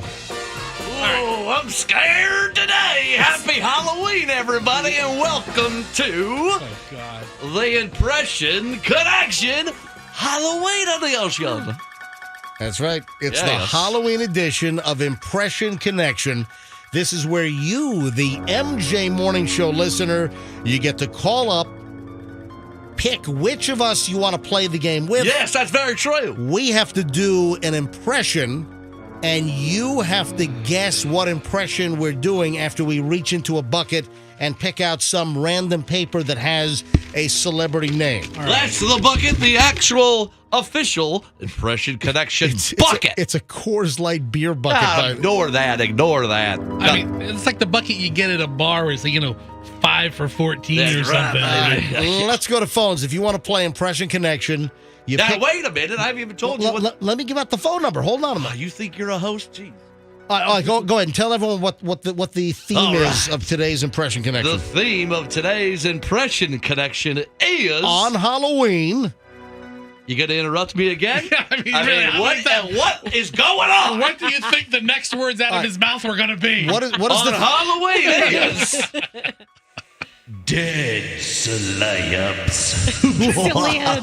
Had so many veils Hold on. in it. Your voice is so pukey and affected. We didn't even understand what you said. Oh, let me try again. Let me just try to de-pukify myself. Give me some echo. All right, go ahead. Dead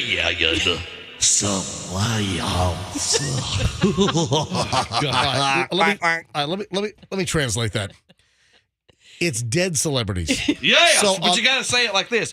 Dead slabs. On the Halloween edition of Impression Connection, it's dead celebrities. We have the bucket of names. You call up right now, folks. 800-990-1047. Let's go. We got some good ones in the bucket today. Taking contestants to play right now. So you get to pick either Roxanne, Fester, Froggy, or myself. And then we have to do the impression. You have to guess who the celebrity is on Impression Connection, the Halloween edition. Get those Halloween. phones going because... All right, let's go. 800-990-1047. Fire up the phones. And how many names do you have in the bucket? Got about 40 of them. We're not playing 40. Yeah, we're going to go through 40 We're not names. taking 40 phone calls I worked here. on this all night. When it naturally feels like it's over, it'll be over. Here we go. guess so. All right, fire up the phones. Already Andrew's screening calls. 800-990-1047. 800-990-1047. And you get to play Impression Connection right now. Just guess what we're impersonating. All right, let's go. Let's go to the phones. First up is going to be Charlene in Lakeland. Charlene, happy Halloween. And same to you, MJ. And welcome to the MJ Morning Show. Which one of us would you like to play the game with? How about Roxanne? Oh, Good answer. All right. Roxanne. All right. Hand the bucket over to Roxanne. A very popular choice of the Impression Connection. And Roxanne, choose a slip of paper, and it has a celebrity name on it. Open it up like a fortune cookie. Yeah, I see it. All right. Now go ahead and do an impression of this dead celebrity on Halloween. Now, wait, should we add an echo since the person's dead as if they're talking to us from another dimension? Yeah, I think we should. Maybe an echo like they're from the heavens? So put echo on everybody? I mean, they're dead. All right. How do you sound when you're dead? You have an echo. All right, Roxanne, go ahead. Okay, so my area code is 90210. That'd be a zip code, by the way. That's a zip code. Zip code. That's a zip code. And That is a zip code. My area. Area code would be like 213 or something. okay. My phone number is 90210. All right. And Well, you got to impersonate the person. I know, but this is You can't just lay down facts. It's a guy. Yeah, it's a guy. What's she gonna be like? Hey. Hey. Charlene, do you have any idea who it Wait, could let me- be? No, I really don't. Well, you can do that for all of them, Roxanne. Okay, Charlene, you can't see this. Roxanne is faking a silent heart attack. No, it was a stroke. Was it a stroke? Come on, guys. This is don't getting get ghoulish. morbid here. It's the Halloween edition of Dead Celebrities, MJ. How does this go? All right, so Charlene, what clues have you gleaned from Roxanne so far? Not a whole lot. All right. Well, she did say 90210. Okay. I know I used to date Shannon Doherty on the show or in real life. I don't know. Jesus, you would know. You're him. I'm a dude. I'm afraid that was not a program that I paid a whole lot of attention to. All right, Charlene, thanks for trying. Thanks, Charlene. Sorry about that. I'm a dude. Let's Is go that to your impersonation? I'm a dude. Let's go to Ariel in Tampa. Ariel, Impression Connection. Do you have any idea who the first one Roxanne tried to impersonate is? Wasn't that Luke Perry from 90210? Yes. Very good, Ariel. I mean, it wasn't. It sounded nothing like him. He was more like, "Hey, what's up? My name is Luke Perry. I got sideburns, man. Okay, so if the impression is just, hey, what's up? How would he ever have gotten I drive a Porsche, man. Check me out. I'm dead." That is. All right, listen. Don't get too morbid, dude. Sorry, dude. I know it's a Halloween edition. All right, so Ariel, you get to now pick a new person to play with, and you get to, since you got the previous wrong answer from the previous caller, you get to start fresh with your own. So who do you want to play with? We'll take Hal, a.k.a. Froggy. Oh, you want to take Froggy? All right. Here you go, Froggy. Thank you, Michael. All right, thank you, Hal. Okay. All right. So clumsy. Are we ready? Yeah, go ahead. All right, reach in. All right, shake it up, shake it up. Reach in, and this is the Dead Celebrity Edition. Ooh. All right, here we go. Ariel, listen. Oh, yeah. Let me get in my Jeep. Macho Man Randy Savage. And I'm going to crash Macho into Man a Randy Savage. tree, brother. Hold on. Who'd you say? WWF Macho Man Randy You Savage. got it, brother. Yes, sir. All right. Ariel. I mean, Macho Man. that is incredible. Macho Man Hal Herman. Macho Man Randy Savage. May he rest in peace. Didn't Macho Man hit a tree in Seminole or something? I had a heart attack, brother. I think he had... Didn't he hit a tree and then snap like a Slim Jim? Something like that. Right? I snapped just like a Slim Jim. No, I'm friends with his brother. I think Macho Man Randy Savage, I think he had a medical event here in Pinellas County. You know the professor, Yeah. Manny Poffo? Yes, I Yeah. do. Yeah. I do. Wow. All right. Hold on. Did Ariel say, didn't he die snapping a Slim Jim? Can you bring him in? No, I said. Ariel, I that's said he so hit a rude. tree and it snapped like a Slim Jim. Ariel, that's so Hey, insensitive. go easy, brother. I have a heart, too. Barely. Ariel, thanks for the Not call, buddy. anymore. All right, that opens up a line. Wow, Froggy. That was good. Thank you. Opens up a line at 800-990-1047. 800-990-1047. We're So 2 for 2, people. Ariel got the wrong answer from the first caller, and now he got his own. So if that opened up a line. If you want to play Impression Connection, folks, 800-990-1047. Let's grab Chris in Clearwater. Chris, you're on the MJ Morning Show on Q105. Hello, Chris. Hello, long-time listener, first time. Well, thank you for phoning in, Chris.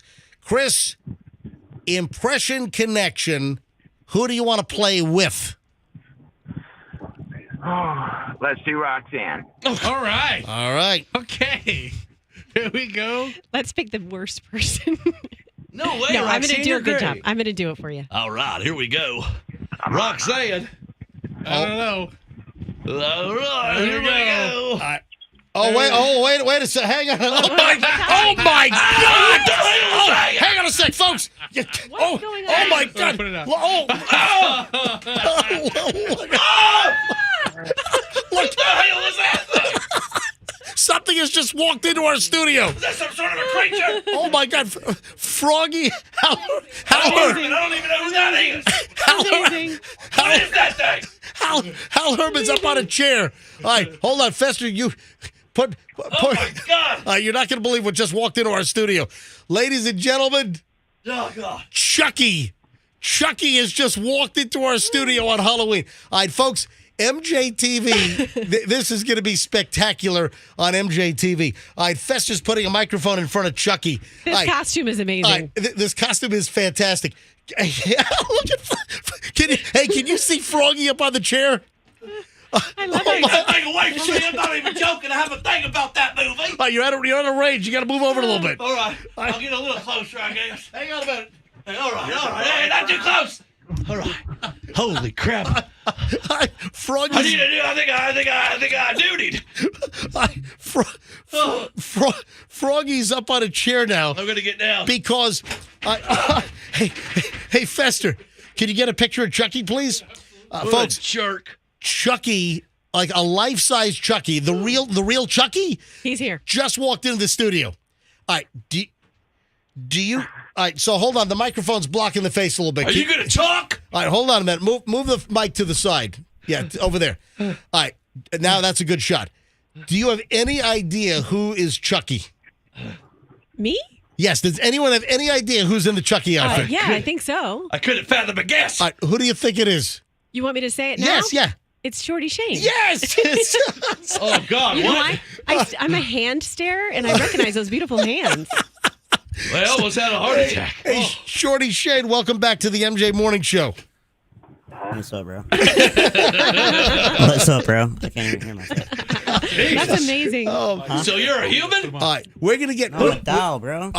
We're gonna get the whole Shorty Shane Chucky story, and did you get video of that, Fester? I did, yes. All right, so we'll get video of Shorty Shane just walked in as full blown Chucky at 3 feet. How tall are you, Shorty Shane? 3'5". 3'5". All right, let's go back to the phones here and play Impression Connection. Hey, Chris. I drew my name. Hey, Chris. Sorry about the distraction. Okay. No, I thought it was a bonus round. It's fine. All right, now All right. you picked Roxanne. Yeah, could I choose? Could I change that? Yeah, if you want. Yeah, Froggy would be more. Oh wait, so you're taking it away from Roxanne? I sure am. Yeah. Well, hold on. Why are you taking it away from Roxanne? Well, I thought about it, and I don't think she's going to do a good impression. You probably thought right, Dave. I think you might be you spot want on. to win. You want it. You picked me because you thought I would be entertaining, and then you're like, no, I want to win this. All right, so there you go. Chris, so now you're going to change yours to Froggy, correct? That's correct. Where's your slip of paper?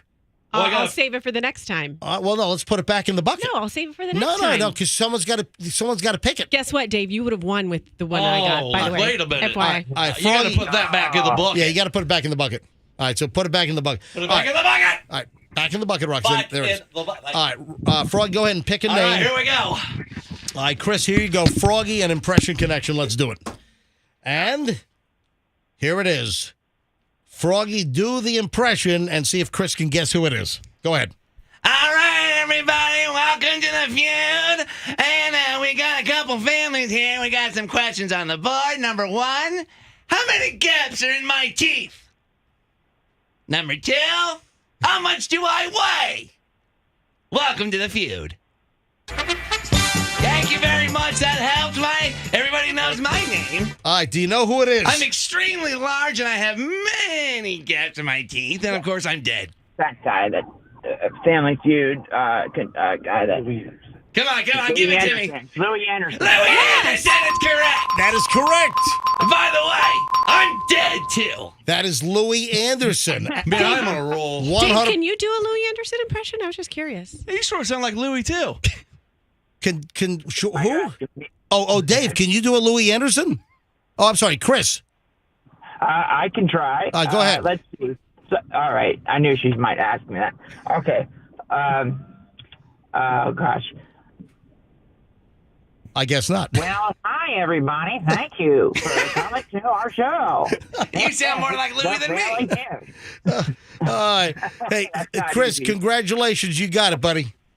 Okay, great. Good choice changing your guess to me, sir. All right. Very good. All right, so there we go. Chris just got it. It is Louis Anderson. All right, that opens up a line. If you'd like to play Impression Connection, fire up the phones, 800-990-1047, 800-990-1047. You pick one of us. We have to do an impersonation of a celebrity. You have to guess what celebrity we're impersonating. And it's the special Halloween edition. And Froggy and Hal Herman, they've picked only deceased celebrities. That's correct. 800-990-1047. That is how you play if you want to get in right now. Let's talk with Dave in Tampa. Hello, Dave. You're on the MJ Morning Show. Hi, Dave. How you doing, guys? Doing well. All right, who do you want to play with? Well, it sounded like Roxanne got discarded this last time, so I'm going to go back with Roxanne. Are you sure you don't want to go with one of our special in-studio guests today? Well, we also have Chucky. We've got Chucky, i.e. Shorty Shane. Are you trying to push it off? Come on, Roxanne. Yeah, Roxanne, don't be Roxanne, sad. Don't just be go trying ahead to and- just peddle go ahead and Shorty take it. Shane. That's not how the game works. Go ahead and pick out a name, and let's see if... I just walked in on it. I don't know what's going on. It's called the impression connection. All right, so we'll explain it to you, Shane. Roxanne, do the impression. All Go. right, here we go. Roxanne just picked out a name, and go. Let's have some confidence. Let's go. Let's right now. Go ahead. Carpe diem. Okay, here I go. Any day now. Okay. I'm a little old lady, and one of my friends, she hates me. B. Arthur, she called me a see you next Tuesday. Oh, my What? God. Roxanne! Whoa. That's illegal. You can't say that. Roxanne. What are you doing? Roxanne. You can't do that. You are really bad at this game. You're the worst. Wow. Oh, my God. Thank you for being a friend. What's happening next Tuesday, by the Dave, way? do you... What does that mean, Roxanne? What does that mean? No. All right, so Dave, do you have any idea the celebrity who's deceased that Roxanne is impersonating? Well, I don't think it's the Golden Girl lady. I don't know what her name is or anything like that. Well, I think that's what she's saying. It's a Michael Jackson song, Black, or I guess I'm not supposed to give clues like this, but That's the worst clue I've ever heard in my life. All right, Dave, I'm going to move along. You did get it right. It is one of the it is Golden one of the Girls. Golden Girls. You have to name a specific you know, one. I lived to a very late age in life. Hold on.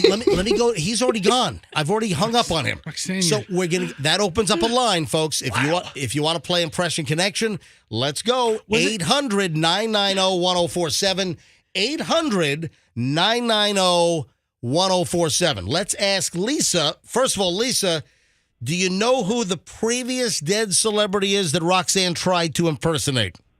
Yes, Betty White. That is correct. Yes, all right. And you can't fault me for saying what I said because that's Betty White talking. That went over like a plate full of poo. Of all the things Betty White said in her 99 and a half years of life. B. Arthur did call her that. And that's it's a fact. All right. Now, little old lady. Lisa, you get to play. Betty White was awesome. What was that, Shorty? Betty White was awesome. Yeah, Thank you for that opinionated fact. Betty White was fantastic. All right, so Lisa, now you get to guess your own. So who would you like to play with? Roxanne. Oh, you're picking. Is this a joke? You're picking I mean, Roxanne. I'm flattered, but Is this opposite day?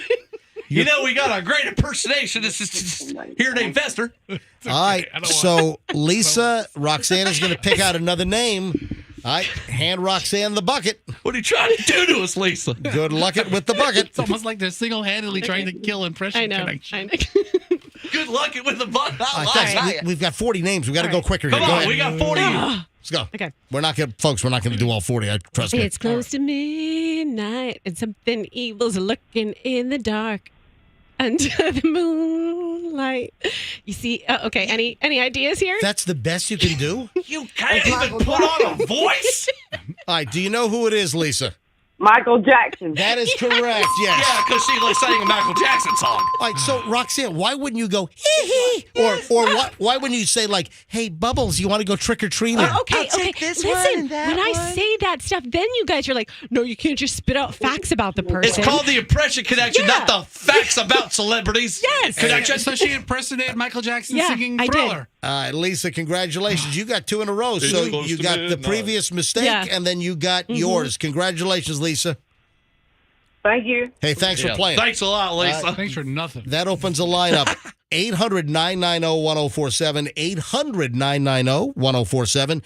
Still, MJ hasn't gone. Fester hasn't gone. Shorty Shane has not gone. Jennifer. I was just going to go to Jennifer. You hung up. All right, let's grab Deborah instead. Deborah's in Waimama. So now another line just opened up because Jennifer was holding and she just dropped off. All right. 800-990-1047. Hey, Deborah, welcome to the MJ Morning Show. Good morning. How are you guys doing today? We are well, Deborah. Happy Halloween. Who would you like to play Impression Connection with? You. All right. Now we're Here's cooking the with bucket. Vito. Let's pass the bucket around. Dun, dun, dun. All right. Let's go.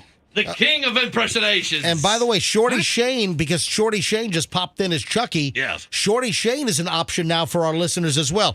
All right, here we go, Deborah. I'm reaching into the bucket and I'm pulling out a let me just show this up to the camera on MJTV. Andrew, are we on MJTV? All right. You make sure you get that pretty Hold on. face. All right, hang on a minute. Let me pick out a name here, and here it is. Why did Michael Jackson just get... Did you put it back in the bucket? Oh, I'm sorry. Roxanne! You're purposely sabotaging the game. I just picked out Michael Jackson Okay, then again. put your little paw back in there and pick another. Wow. Roxanne, you're supposed to eat it or throw it away. You don't put it back in the bucket? That's like a kid trying a piece of candy and not liking it and just putting it back in. You're double dipping. All right, here we go. All right, here's the second one. All right, Deborah. All right, here we go. Oh, God. This is too obscure. Yeah, I didn't think Froggy put any obscure in there. I'm throwing this one out. All This right, is let me see. Ray Liotta? Listen, I could easily do lines out of Goodfellas, but that is... Or you could talk about his like skin, Wait but that's a minute. rude to A talk couple about the weeks dead ago, like that. all you talked about was stirring the sauce. You got 10,000 views on it. Now you're going to tell me that you can't do it because nobody knows what Ray Liotta is? You're a complete ass face. All right. Hal, let's just dial it back. Calm down. You don't know who Ray Liotta is. One of the most famous movies of all time. Hal, let's just hit a reset button. I'm throwing Ray Liotta out. It's too obscure. Son of a... Okay. All right, here we go. He's not wrong. Calm down. I guess. I'm not wrong. All right, P-Ray. All right, here we go. Okay, here we go. Now he likes the dead All right, guy. this one's okay. All right, here is a dead celebrity on Halloween, Impression Connection. Tell me, Deborah, who is this? Yes. Hey, everybody. Welcome to the show. I'm here with my co-host, Kathy Lee Gifford. Oh, my God. It's great to have you Is along. he in the room? That's good. It's great. That's really good. And coming up here on... Amazing. well, any idea who I am and what show I was on? Frank Gifford. Frank Gifford. Oh, What? That's awesome. That's awesome. No, I said my co-host is Kathy Lee Gifford That's here. his voice. Hey, everybody, it's me. It's the Impression Connection. Did you host a game show ever? Yeah. Oh my. Listen, I gotta let you go, Deborah. Sorry. Wait, I wish people who are watching MJTV are like honing in on this because you're bouncing Oh, around. he's him. It's like He's you're into it. He is him. It's Into like it. you're a Muppet. That's what you're It's the best impression I've ever heard. It's really good. Let me go back to phones. Let me grab. How about Jeff in Clearwater? Jeff, you're on the MJ Morning Show on Q105. So, Jeff, the rules are simple. Previous caller did not get it. So I'm going to give you an opportunity to guess which celebrity I'm impersonating here. And welcome to the show. Hey, Kathy Lee Gifford. And then after a while, I think she left. And I think my co-host was, who's the blonde one? Kelly That's Ripa. Kelly Ripa. Of course, yeah, it's a lovely. I think Kelly Ripa. Any idea who I'm impersonating? Yes, it's Regis Philbin. Yes! The best impression of the day so MJ, far. you didn't even get around to being the original host of Who Wants to Be a Millionaire. That's right. Who wants to be a millionaire? Hey, everybody. That's right. He was the original host. Regis Philbin's correct. So, Jeff, now you get to pick another one of us to play the game, and also Shorty Shane's going to be in the mix. These are all old names, bro. I might not be good at it. Yeah, really. All right, so Jeff, who do you want to play with? Who do you want us to do? XXX Tentacion? I'm going to take Roxanne because earlier my friend Chris called in and picked her and then changed his mind. All right. That was me. All right, grab the bucket, Roxanne. Oh, my God, Roxanne, come on. Hold on, Roxanne, you have an annoyed look Look on at your her. face. She's so mad. All right, She's not Roxanne, happy about this. You're doing Are that. you crying? No. Hold on, Roxanne. Don't hold it against me. All right, Roxanne. She's You giving making I got Roxanne one. cry, you son of a... She's crying. I'll rip your throat out. No. Do you feel no. picked on because callers are picking you for the impression connection? She's about to rip out my throat. Roxanne I got one. Okay, I'm good. Roxanne, are you okay? She's mad. All right. He's ready. All right, Okay. go ahead. Okay, ready? Yes, It's just Yeah. going to be a 2-word one, but we're going to get this in 2 words. Got it? And it's going to be the actual person. Okay. Okay? Nanu. Robin Williams. Yes, that's Actually, that's pretty brilliant. Nano. That is teamwork. Yeah, Mark and Mindy. It's Mark and Mindy, Robin Williams. Do I win prizes since I got 2 in a row? No, you What's win up nothing, here? sir. You literally ran that new. Hey, Jeff, don't be a glutton. We have no prizes on this thing. It's just, this is just for entertainment value only. Thanks for the call. All right. That was a good impression, Roxanne. Don't be a glutton. Roxanne, that was perfect. Okay, thank you. That was perfect. All right, let's grab Anna in Clearwater. I'm just going to clear the lines here, then we're going to move along. So just going to go through these calls quickly, and then that's going to be the Halloween edition of Impression Connection, the Dead Celebrity edition today on Halloween. Anna, welcome to the MJ Morning Show. Hi, good morning. Okay, who do you want to play with here on Impression Connection? I'll do Roxanne. Is this Andrew? Are you setting this up like this? Roxanne is killing it today. Seriously, is this part of the Roxanne, your last one was you're great. good. Come You're on. the best. All right, go ahead. Pick another one. Go ahead. All right. Anna, here comes Roxanne's impersonation. She just reached into the bucket and pulled out a name. I can't even, my brain is not. Something fishy's going on here. What is this song? Oh, okay, wait. I can't even picture one of his songs in my head. All right. I'm from Gainesville, and I'm a really cool dude, and I'm MJ's every time my song plays. MJ, she's a good girl, loves her mama, loves Jesus, and America too. Tom Petty? What'd you say?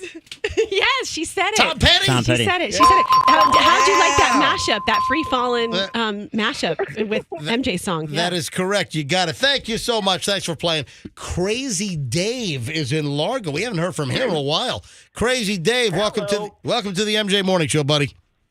Woohoo! Yeah, let's ray. All right, who do you want to play with? Well, there's only one of y'all that really knows how to do this the best, and that's Fester. I seriously doubt that, Dave. Fester. Here we go. All right, pass me the bucket, Roxanne. He needs the bucket of impressions. Now, Fester, the first time he's been called upon in this... sitting there like a mope. In this game today. Crazy Dave, listen, I'm glad you called. I need you to text me later, okay? All right, let's go, Fester. Reach in, pull out a name out of the bucket. All right. Folks, what impression is Fester going to try to do? Hit it. All right, here we go. Who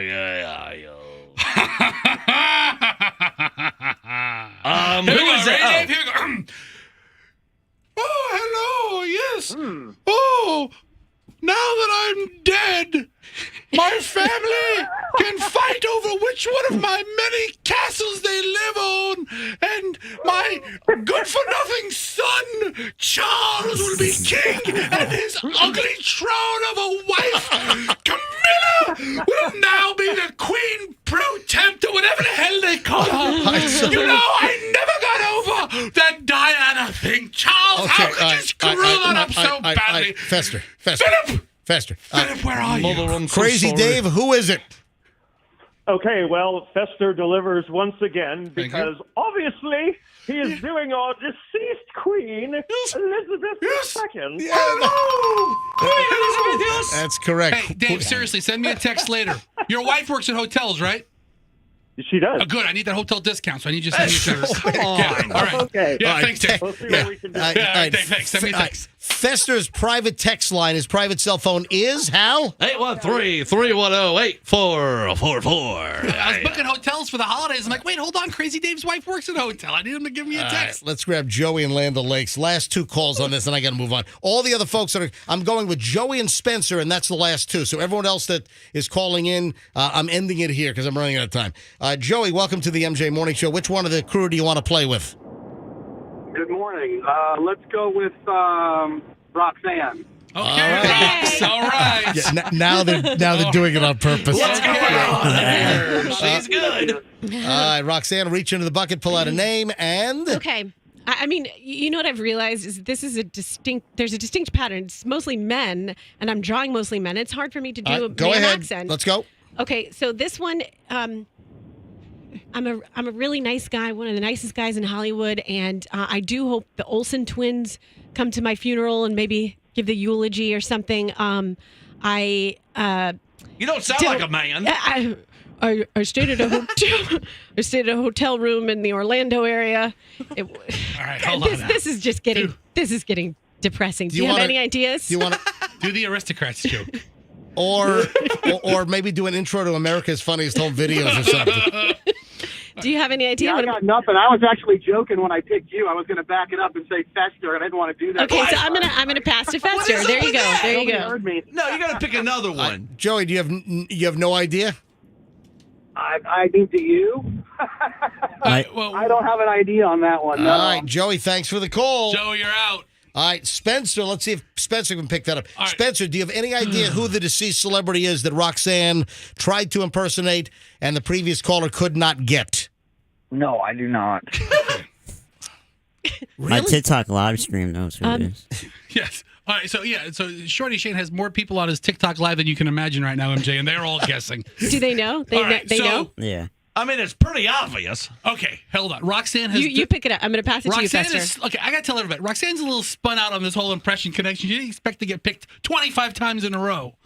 But... I only got to do a Regis Philbin just for a couple of minutes here. You did it so well. All right, so Roxanne, do the impersonation for this caller one more time, Spencer. Tell us some of your accomplishments, unknown person. So this is this is a deceased celebrity. You used to watch me on America's Funniest Home Videos, and John Stamos, one of my great buddies, John Stamos. Yep, we palled around because we worked together all the time for a very, very long time because we were related on the show we worked on. What was the name of that show? Dave Coulier, he's dead. No, he's alive. Oh, if they lived in a house, the Olsen twins are like. Yeah, he was their dad. I cannot think of his name. Yeah. Oh my God. Yeah. Stayed at a hotel in Orlando. Rhymes with Schma Blaggett. Oh boy, am I glad you. Bob Saget. Yeah. Oh my God. Damn. I'm just ending this right here. I am so glad you went with Blaggett. Should oh my God. I don't know where you were going. You know what? We ought to play by the rules and let him pick. Full House. Okay. You get one more. Yeah, Full House. There you go. So now, Spencer, you get to pick your own. Who do you want to play with? Let's go with Fester. All right. Folks, this is the last impression connection. Last one. Let's go, guys. We're running late here. Moving along. All right, moving go ahead. along. Go ahead. And Fester, here comes Fester's dead celebrity impression on Halloween. Who is it? You don't have to be my girl. You don't have to be good to rule my world. All I want is your kiss. No, extra time and... Oh, that's right. All I want is your extra time and your... kiss. Prince. There it is. You didn't have to mention an elevator.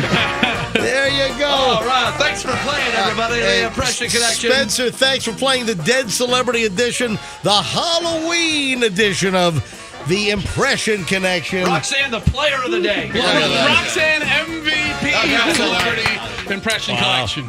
It is hotter than hell in here. Hey, Shorty Shane. Yeah, it is. Shorty Shane, who came in the studio. Speaking of elevators, they need to fix that thing. Oh, that's right. The elevator is busted. Oh, my God. Shorty Shane can't walk upstairs. About to sue him. Oh, hold on. We got to talk about this. So Shorty Shane popped in. Shorty Shane's in the studio dressed as full-blown Chucky from the Chucky movies, and it is an unbelievable costume, folks. Should I put my mask on? I don't know if you can hear me. Oh, hang on a second. I can't see you. Yeah, well, hold on. We'll pull the mask down. See if you can hear me with it. Yeah, we can hear you. All right, go ahead. Can you hear me? Yeah, we can hear you fine. All right, so we got to get the whole story behind Shorty Shane as Chucky here on Halloween, and yeah, we got an elevator issue, which I don't understand. I was just kidding about that. Back in a second, folks. We got an hour to go here on the MJ Morning Show. We'll be with Shorty Shane as Chucky. How many people are watching the live stream? Can't really see right now. How many were? 150. Oh, that's not bad. Nice. All right. So hang on. We're back in a second because Shorty Shane has a live stream going on his, on your, which one? TikTok. Oh, on your TikTok. You know that's a Chinese spy operation, right? I know you don't like it. I know. All right, so hold on. The MJ Morning Show is back in just a minute on the MJ Morning Show here on Q105. Stand by.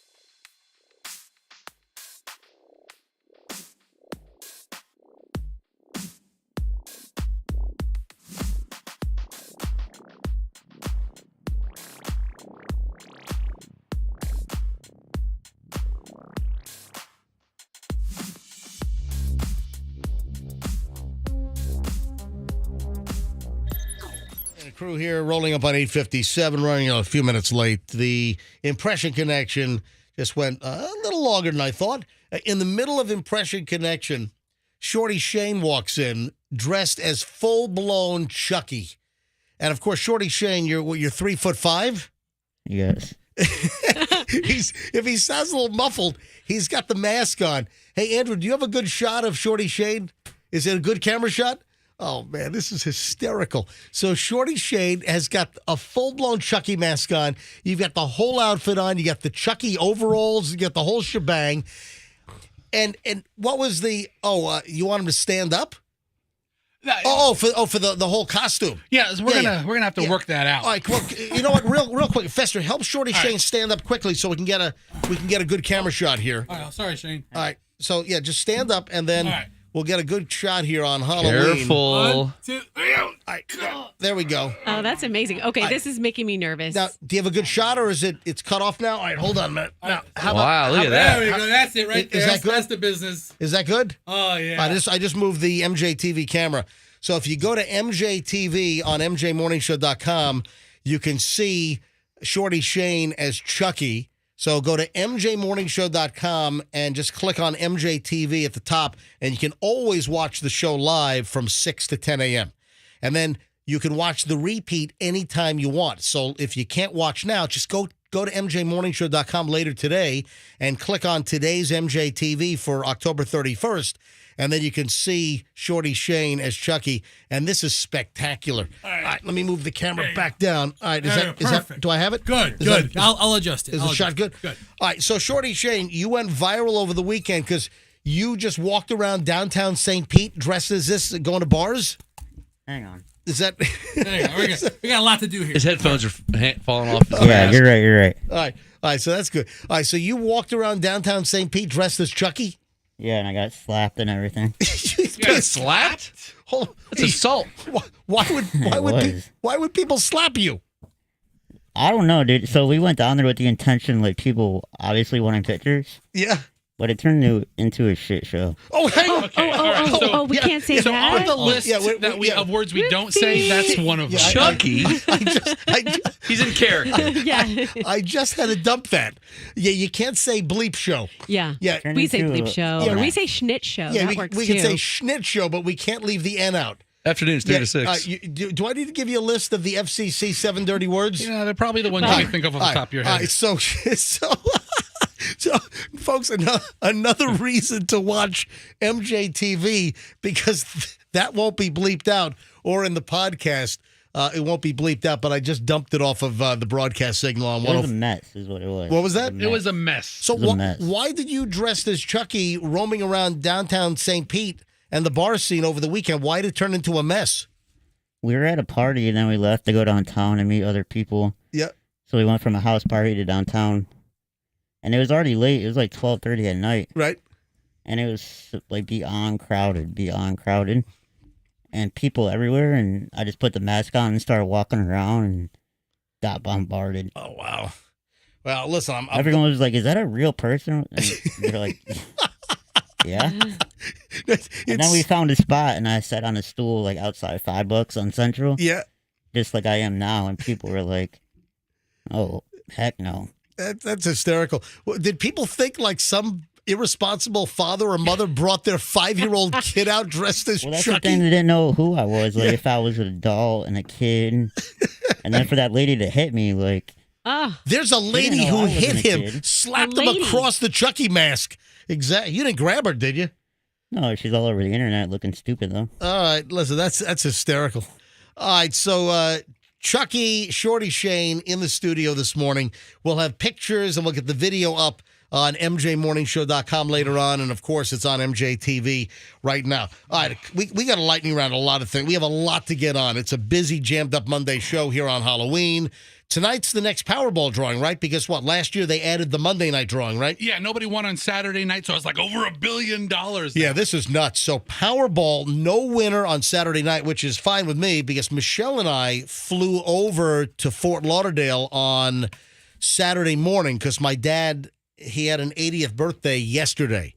And my brother and I and our wives and my mother we took my dad out to a nice Italian dinner in Fort Lauderdale on Saturday night. Materano's, Cafe And- Materano. No, we didn't go there. Where'd you go? Fazoli's. We went to Cafe. I'm sorry. We went to Casa d'Angelo.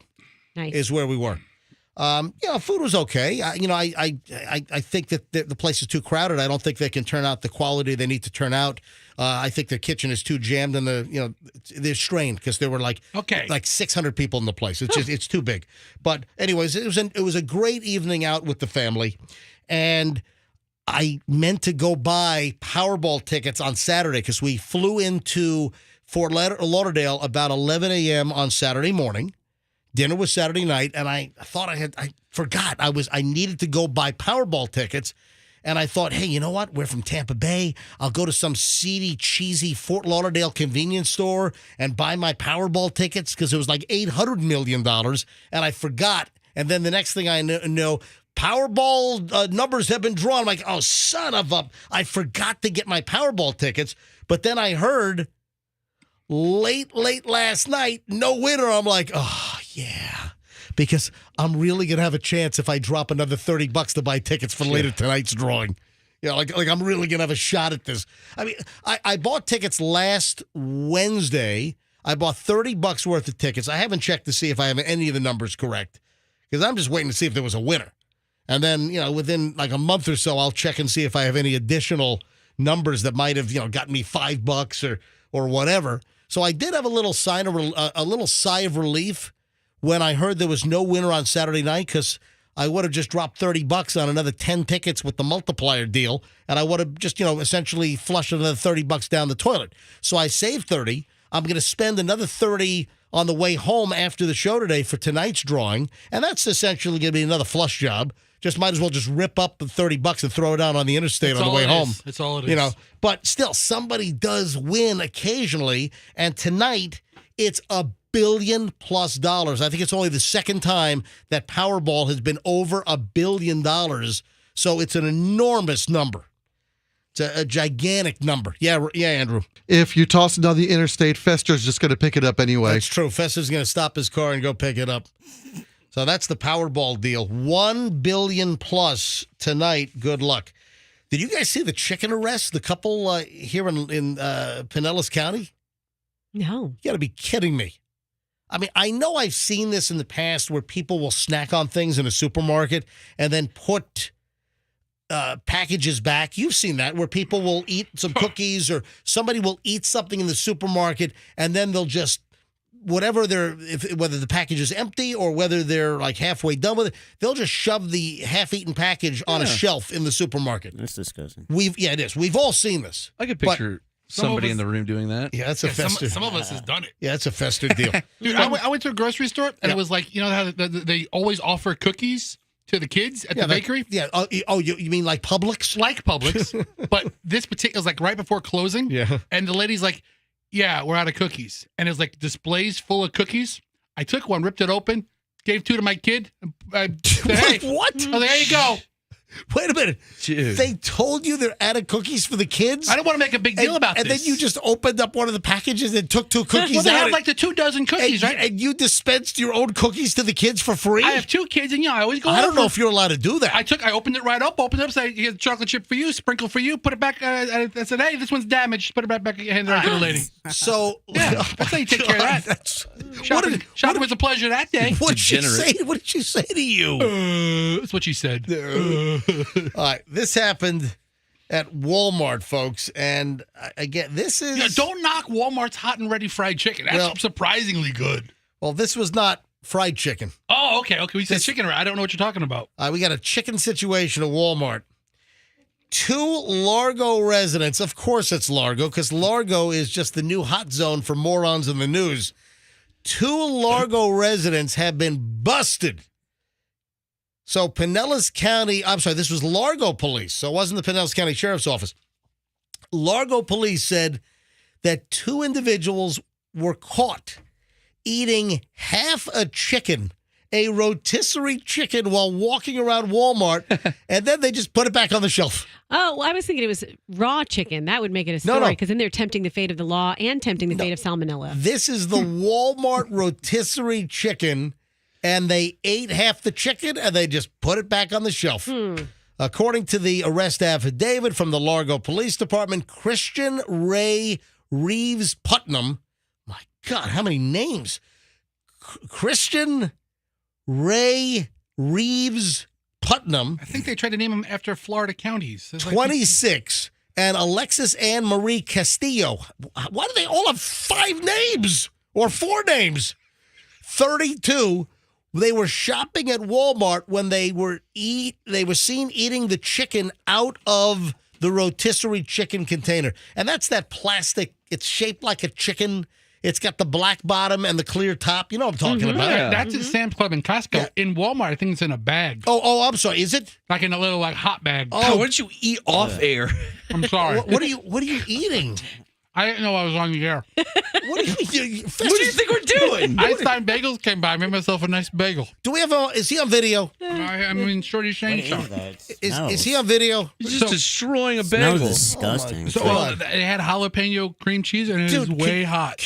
Can you not eat and chew while you're on the air? I was going to, but then I had to correct you on what the chicken container was. Thank you for correcting me. All right, so police said the suspects, they had enough of the chicken.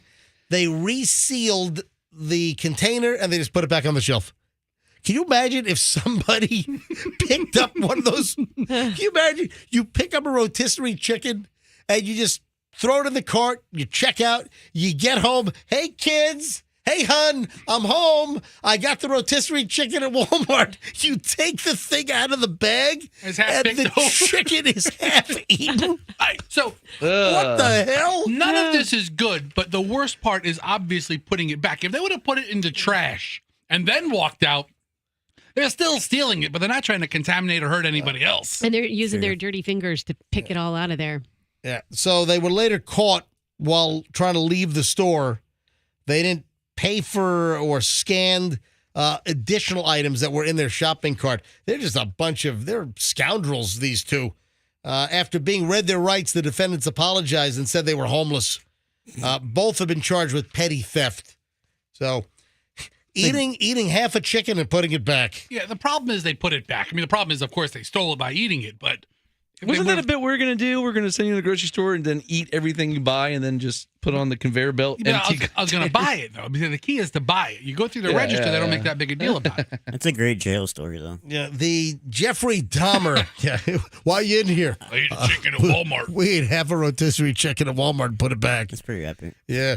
All right, so I thought we were done with these Jeffrey Dahmer Halloween costume stories. We're not done? No, we're not. Today is the day. I know. Tomorrow we won't be done. Today is Halloween, and guess what? We got one more Jeffrey Dahmer Halloween costume story, I guess.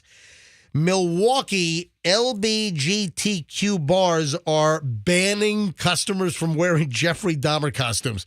So let me get this straight. If you're a gay guy, there are gay guys in Milwaukee that will go to a gay bar dressed as Jeffrey Dahmer when Jeffrey Dahmer preyed on gay guys and drugged them and ate them after picking them up at gay bars. We've got a gay guy that would actually go as Jeffrey Dahmer to a bar in Milwaukee where it all happened. I think I agree with the bars on this one. I do too. I don't think you need a gay guy dressed as Jeffrey Dahmer in a gay bar. That's what I'm thinking. What is it? Customers dressing as Jeffrey Dahmer will be shown the door at bars like Dick's. Oh, God. I love Dick. Oh, not the sporting goods store? No, it's DIX. Oh. It's D.I.X. I would imagine you pronounce it Dick's. Well, what's the other option? Dykes? I mean, it's not any better. And This Is It. That's another bar. This Is It. They warn patrons on Facebook, don't even think about coming to our bar dressed as Jeffrey Dahmer. So these are two Milwaukee bars, watering holes. And, of course, we all know the Jeffrey Dahmer story and the fact that it's a massive smash on Netflix. All right, speaking of costumes, Fester. Yes, sir. Fester's angry at me.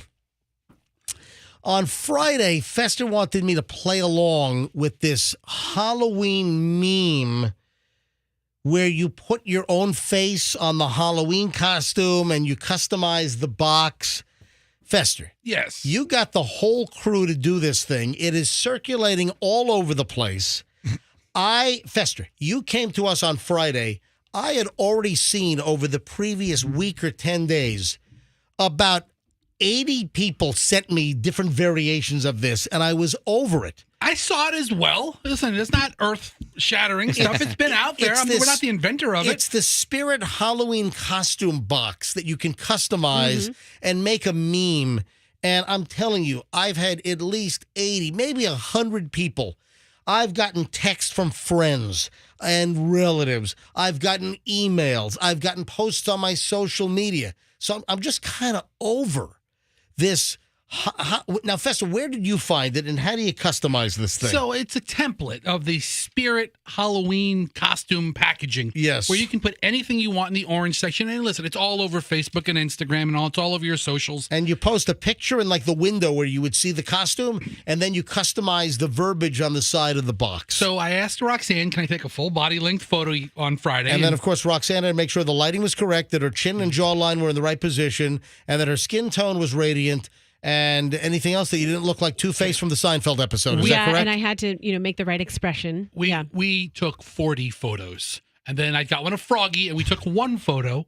And then I said, hey, MJ, let me get a full body shot. And you deliberately, snootily turned around and go, huh, I'm not doing that. I'm like, Fester. So I took a picture of your backside. Yeah, so you think you're too cool to do that? Yeah, that's what he thought. No, I said to Fester, I'm not playing along with this. This is old and busted. 100 people have already sent me this over the last 10 days. So I didn't play along, so it's just a shot of my rear. And then the funniest part is you get to say what's inside the costume pack, which I had a little liberty with. Yeah, and then Fester sent me one that he'd done for me, and I read it, and I actually read it, and I thought, this is so nice. Is Fester on drugs? I was like, does he need his head scanned? Because it was so nice. And then 2 seconds later, you hit me back and go, by the way, that's not the real one. This is the real one. Then he sent me You need to take a picture of Shorty Shane as Chucky and put that in a box now. No kidding. Oh, now he likes the idea. No, I don't. Second, my costume is from there, but it's custom fitted. Yeah, right? It has to be taken in a little bit. Yeah, listen, your costume's fantastic as Chucky. Now, what is this list you gave me? So on your picture, because, I don't want to play along, I put the backside picture that I took of you. Yep. And I put MJ in big block letters. And then I wrote, guess who didn't want to play along? Oh. Comment below on what we should put in his costume pack. And the listeners these are all people that suggested what should be in my costume pack on the listing? They were really kind. I thought they would be a lot meaner, but they weren't. Here we go. Frizzy-haired wig. Yeah, that's appropriate. Khaki shorts, New Balance sneakers, can of San Marzano tomatoes, ice cream maker, 1950s headphones. Man, I can't get away from my Cost Pro 4 AA's, man. I'm telling you. Booster seat. That's funny. Booster seat. Phone to call Michelle. What is Cuban? What? Where am I looking? What is? I can't read your writing. Booster here. seat, phone to call Michelle. What is that? Carbon monoxide detector. Carbon monoxide definitely. detector, and of course scuba tech. And then scuba tech is the last one on there. Yeah, nobody was too mean. I thought they'd be a lot meaner to you. Oh, before I forget, I mentioned that I went over to Fort Lauderdale on Saturday with Michelle for my dad's 80th birthday. Did you fly or drive? We flew, and I flew Silver Airways for the first time. I'd never been on Silver Airways, and ladies and gentlemen, now a full review of Silver Airways. I thought they were great. Really? That's awesome. I thought they were fantastic. Are they the hot pink planes? The older planes have the hot pink kind of livery. The new planes are white. So going over, we had the white plane. And that plane was 1 year old. It's a brand new turboprop. It's an ATR 42-600. Sweet. On the way back, we had the pink plane. And I'm telling you right now, we flew Silver Airways, and we got over there in 50 minutes. We got back last night or yesterday afternoon in 47 minutes, and it was seamless. I would absolutely, positively fly Silver Airways again for a quick hop over to Fort Lauderdale or West Palm Beach or wherever I need to go. Maybe the Keys sometime. It was great. I thought it was professional. The planes were clean. Flights were great, easy. So hey, friendly staff. Everyone, friendly staff. So thumbs up. I had a great experience. My first ever on Silver Airways. I've never even heard of Silver. And I like their planes are all like new. They've got a the plane last night was 4 years old. Okay. And then the plane going over was 1 year old. So 4 years in the airplane world is an infant. It's nothing. Yeah. It's nothing at all. All right. So, hey, a little shout out to Silver Airways. I had a great experience. Did you see that the jury was shown pictures of Harvey Weinstein's deformed genitalia last week? I want to see it. They should get compensated for having to look at that. Are they going to leak? Yeah, don't say that. That doesn't sound right, does it? That was the only question the jurors had. Yeah. So the jury on Friday saw pictures of Harvey Weinstein's allegedly deformed genitalia. Was there a shock? It'd be funny if they're all like... The images were included in an envelope of other photos and reports presented to the 12-member jury in a private room at the Los Angeles Superior Court. Yeah, the array of documents was submitted as an exhibit in Weinstein's trial over 11 counts of all the sexual charges. But you imagine? Trick or treat, man. Here's pictures of Harvey's, deformed wangatalia. Wow. Instead of wangatalia. Instead of genitalia, wangatalia. That's the new name right there. I don't love it. You don't love it? I don't think you're going to get people on the wangatalia bandwagon. You don't like it? You don't like it? Why do you like it? You don't like it? Yeah. All right.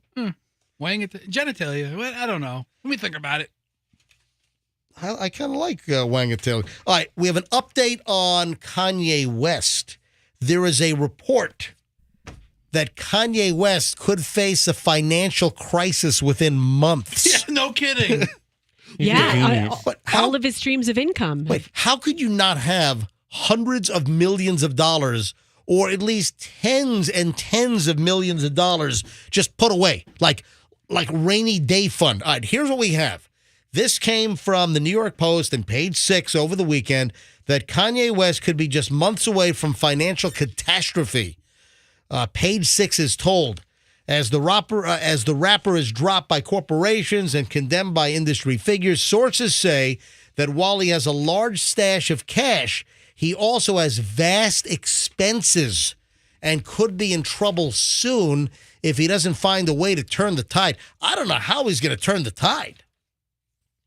He's a genius. He's not going broke. Say it again, Shorty Shane. He's a genius. He's not going broke. Should we have him take the mask on? Shane, let's take the mask off. I'm sorry. No, leave the mask on. I can hear you. Perfect. So they're asking why I'm not talking. I'm playing Chucky, okay? Okay, well, listen, Kanye West is going to have residual income coming in for a long time, Well, certainly right? the publishing, but a lot of folks are not playing his music anymore as well. Sources familiar with his finances say that West has 5 sources of income and that 4 of them have been either completely shut down or badly compromised by his anti-Semitic outburst and support for white supremacists. We're told that in recent years, West has made money from his massive Adidas deal, his Gap deal, his music catalog, selling new music and concerts. Adidas, which was the real engine for his enormous wealth, already said earlier this week that after it ended its massive Yeezy sneaker deal with him, it would immediately halt payments. Insiders say that West, who has been losing business deals, has a lot of cash in the bank, but also extremely high expenses. And sources say that it'll be hard to, balance it out. You know what they're suggesting? They're suggesting that he's got a lot of money, but his expenses are so high that it's going to be depleted, that it's going to be drained quickly. But his operating expenses exceed what he's going to be bringing in. Listen, you live a lifestyle like he lives, that's going to blow through money pretty quickly if the revenue stream of money coming in has been essentially halted. That's the latest. Now, poor Kanye. Now, listen, the guy says stupid things and can't control himself, or I don't know. He's allegedly bipolar. Didn't he say he said he was bipolar, right? I think he has some sort of issues. Yeah, Forbes estimated that West already lost about 3/4 of his net worth by losing the Adidas deal. That is a ton of money. Still going to have royalties coming in, but the suggestion here is that his lifestyle and his expenses will outpace his income dramatically, and then you start having to blow through your reserves, and you're not replenishing the reserves of cash that you have. So I don't know if Kanye is going to end up like destitute, eating half chickens at Walmart and putting the package back on the shelf. I don't. That's the next move. I don't know. That's the next move. Going into the Costco, just eating the half a chicken, putting it back. And then Kanye said over the weekend that he's been beat to a pulp over losing brand deals and wants to do better. Hey, it might be too late for that. Might see him online for a Powerball ticket today. Yeah, really. Yeah. How many chances has he been given, though? He's been given a lot of chances. I mean, come on. I mean, there's just something wrong with the guy, and probably mental illness is what the guy's dealing with here. So what do you do with that? I mean, everyone else just abandoned the dude. I mean, you can't say what you say and have mainstream corporations want to hang with you. It's kind of the way things work. All right, 9:22 at the MJ Morning Show. We got one final chunk of the program here on a Monday, on Halloween Monday, here on the MJ Morning Show. So we got one long chunk to go next. Don't move. We're back in minutes. Please stand by. Now,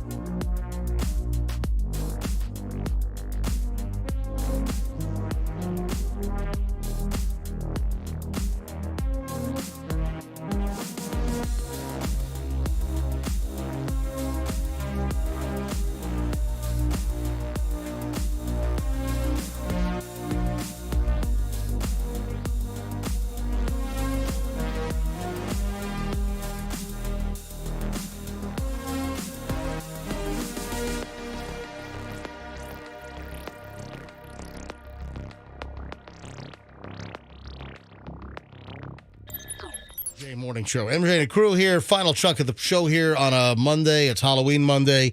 And listen, let's not try to beat around the bush here. Halloween on a Monday kind of stinks. Yeah, just, ugh. Hey, on our street, or I should say on our street, they're doing like a community, like, candy table. So a whole bunch of folks on our street, they're just going to set up a whole row of tables in the street so all the kids don't have to go up to each door and ding-dong it. All right, so that's going to make the kids walk less and burn less calories to consume 8,000 calories of candy. Yeah, so the kids are going to get fatter. Yeah. No, it's more efficient. How many houses can we hit in one stop then? I think it's going to be like 6 or 7. Ugh. One stop, boom. Anybody that are they like your wife friends with all these ladies? So Michelle hasn't gotten candy yet. Okay. We have no candy. Yeah, way to wait till the last minute. Well, me neither. Yeah, and you just reminded me. Did I really? You don't have candy either? Nope. I don't know if all like the 150 little candies are all sold out. So I told Michelle last night. She said, "Oh, I got to get candy tomorrow." I said, "Michelle, it's all sold out." She said, "What?" I said, "Yeah, it was a big story last week. We did it on the show that." Because of constraints and supply issues and the chip shortage in Taiwan, there's no candy. All the candy was totally sold out by mid last week. There's nothing left in Tampa Bay. Nothing, all candy. And she's like, "Are you kidding me?" I'm like, "I'm kidding." You must be a treat. But I'm giving out cups of noodles. Hey, remember, I gave away a pound of spaghetti one year. We ran out of candy. When we were in our old house in South Tampa, that was a funny story, remember? So you met the kid as an adult. And the place where I met Shorty Shane. Shorty Shane, I met you at Peepo's Cafe right on the corner here. Great Cuban food at 4th Street and Gandy right next to the mobile station here in St. Pete, right up from the radio station. That's where I met Shorty Shane about a year and change ago. I was standing in line getting some roast pork over yellow rice to go, and then Shorty Shane's there with his pal. That's where I met Shorty Shane. And then I'm at Peepo's again, I don't know, 2-3 months ago, and a guy comes up to me and said, "Hey, MJ, good to see you. I haven't seen you since I was a little kid." I'm like, "What are you talking about?" And back in like 1995 or 96, I mean, we're talking, folks, what is that? That's almost, 25 years ago? 25 years ago. 27 years ago? 25 years ago. And the kid said, "Yeah, you gave me spaghetti on Halloween." I'm like, "Oh," and then I'm like, "Oh, yeah. We ran out of candy, and we just started handing out crap from our pantry. Some kid got a can of Green Giant corn. Somebody got some peas and carrots. I gave this kid like a pound of spaghetti in a wrap package. And he's like, "Yeah, you gave me spaghetti on Halloween." The kid comes up to me 25 years later. He figured he was like, was he 8, 9 at the time? The kid is now like in his early to mid 30s. 33, 34. Yeah, and he comes up to me. He's like, "Dude, you gave me spaghetti." I'm like, "Holy crap." I took a picture. I posted it up on my Instagram at Certified MJ Radio. But yeah, we ran out of candy. You're lucky he wasn't looking for revenge after all this time. There he is, finally. He actually said, "Hey, do you have a jar of sauce?" Do you have anything with no gluten in it, sir? Yeah. So Halloween tonight. Oh, you know what I have here? I have a techno version of. Here, listen to this. Tell me what you think. Oh, God. I instantly like it better. Listen to this. Okay. Is this DJ Yuckface? I think it is. I need some glow sticks. Yep. It's the techno version of Halloween. Drop that beat already. Yeah, where's the beat? Come on. It's a long build-up here. Come on. Come on, drop the beat. Boom, boom, boom. Okay.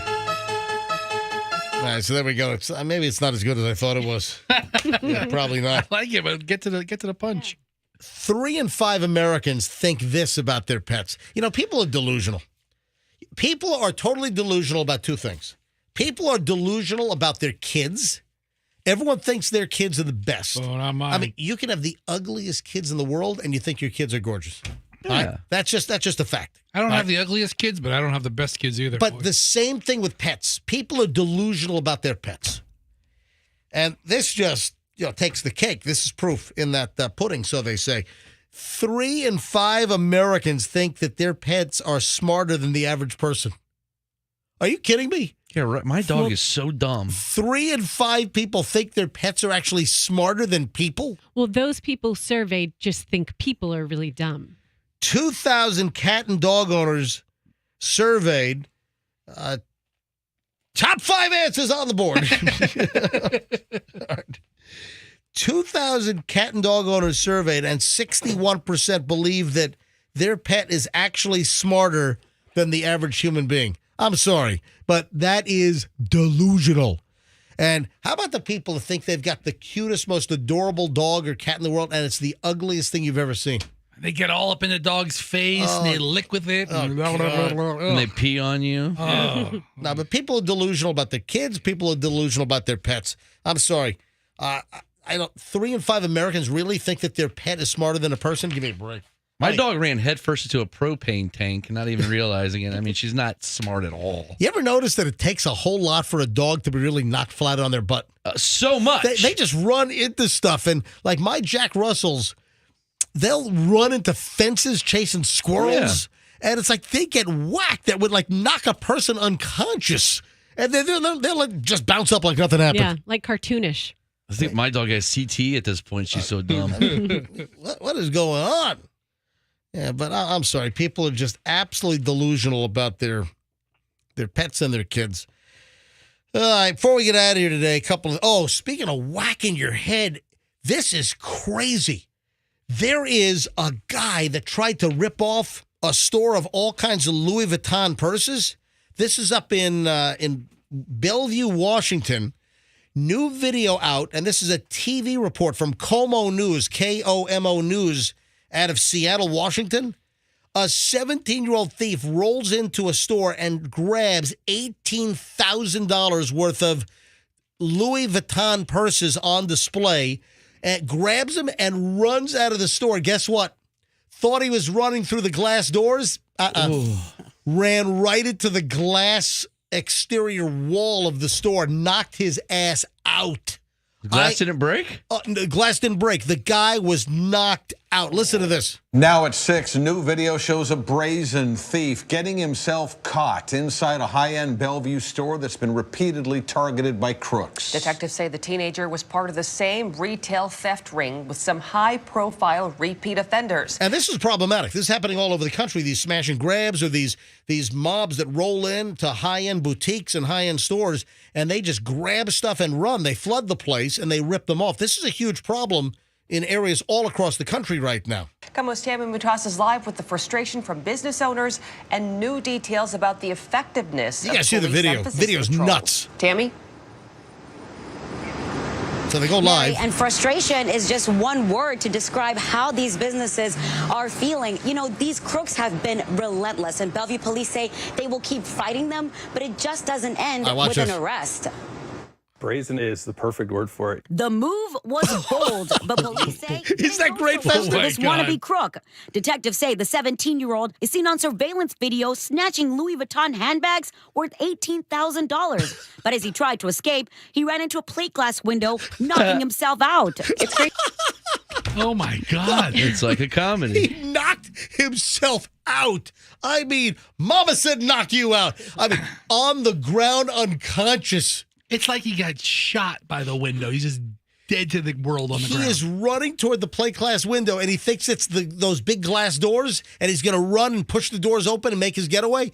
Boom! Right into the unmovable or immovable glass storefront, and this guy is just knocked unconscious on the ground.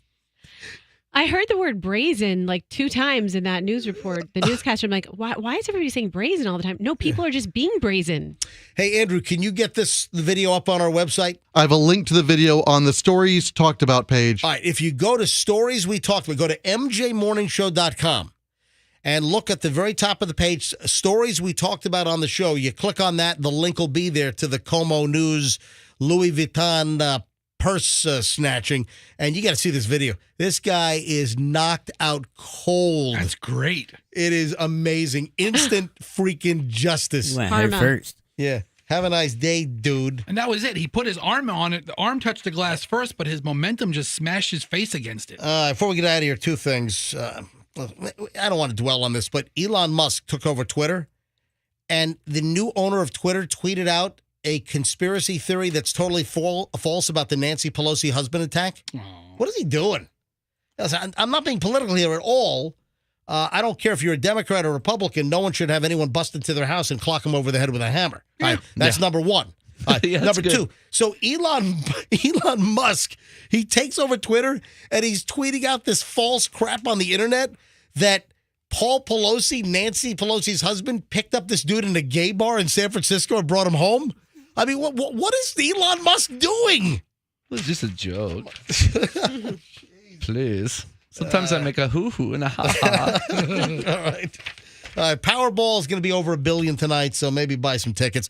Halloween, folks, please be careful. The kidlets are going to be out trick-or-treating, so drive carefully in the neighborhoods and have a safe Halloween. And I think that's it. Anything else, guys, before we get out of here? That's it. To go get my daughter's Rose from the Titanic costume ready. Oh, that's sweet. Is it? Yeah. Before we get out of here, hey, Roxanne, if your kids like smear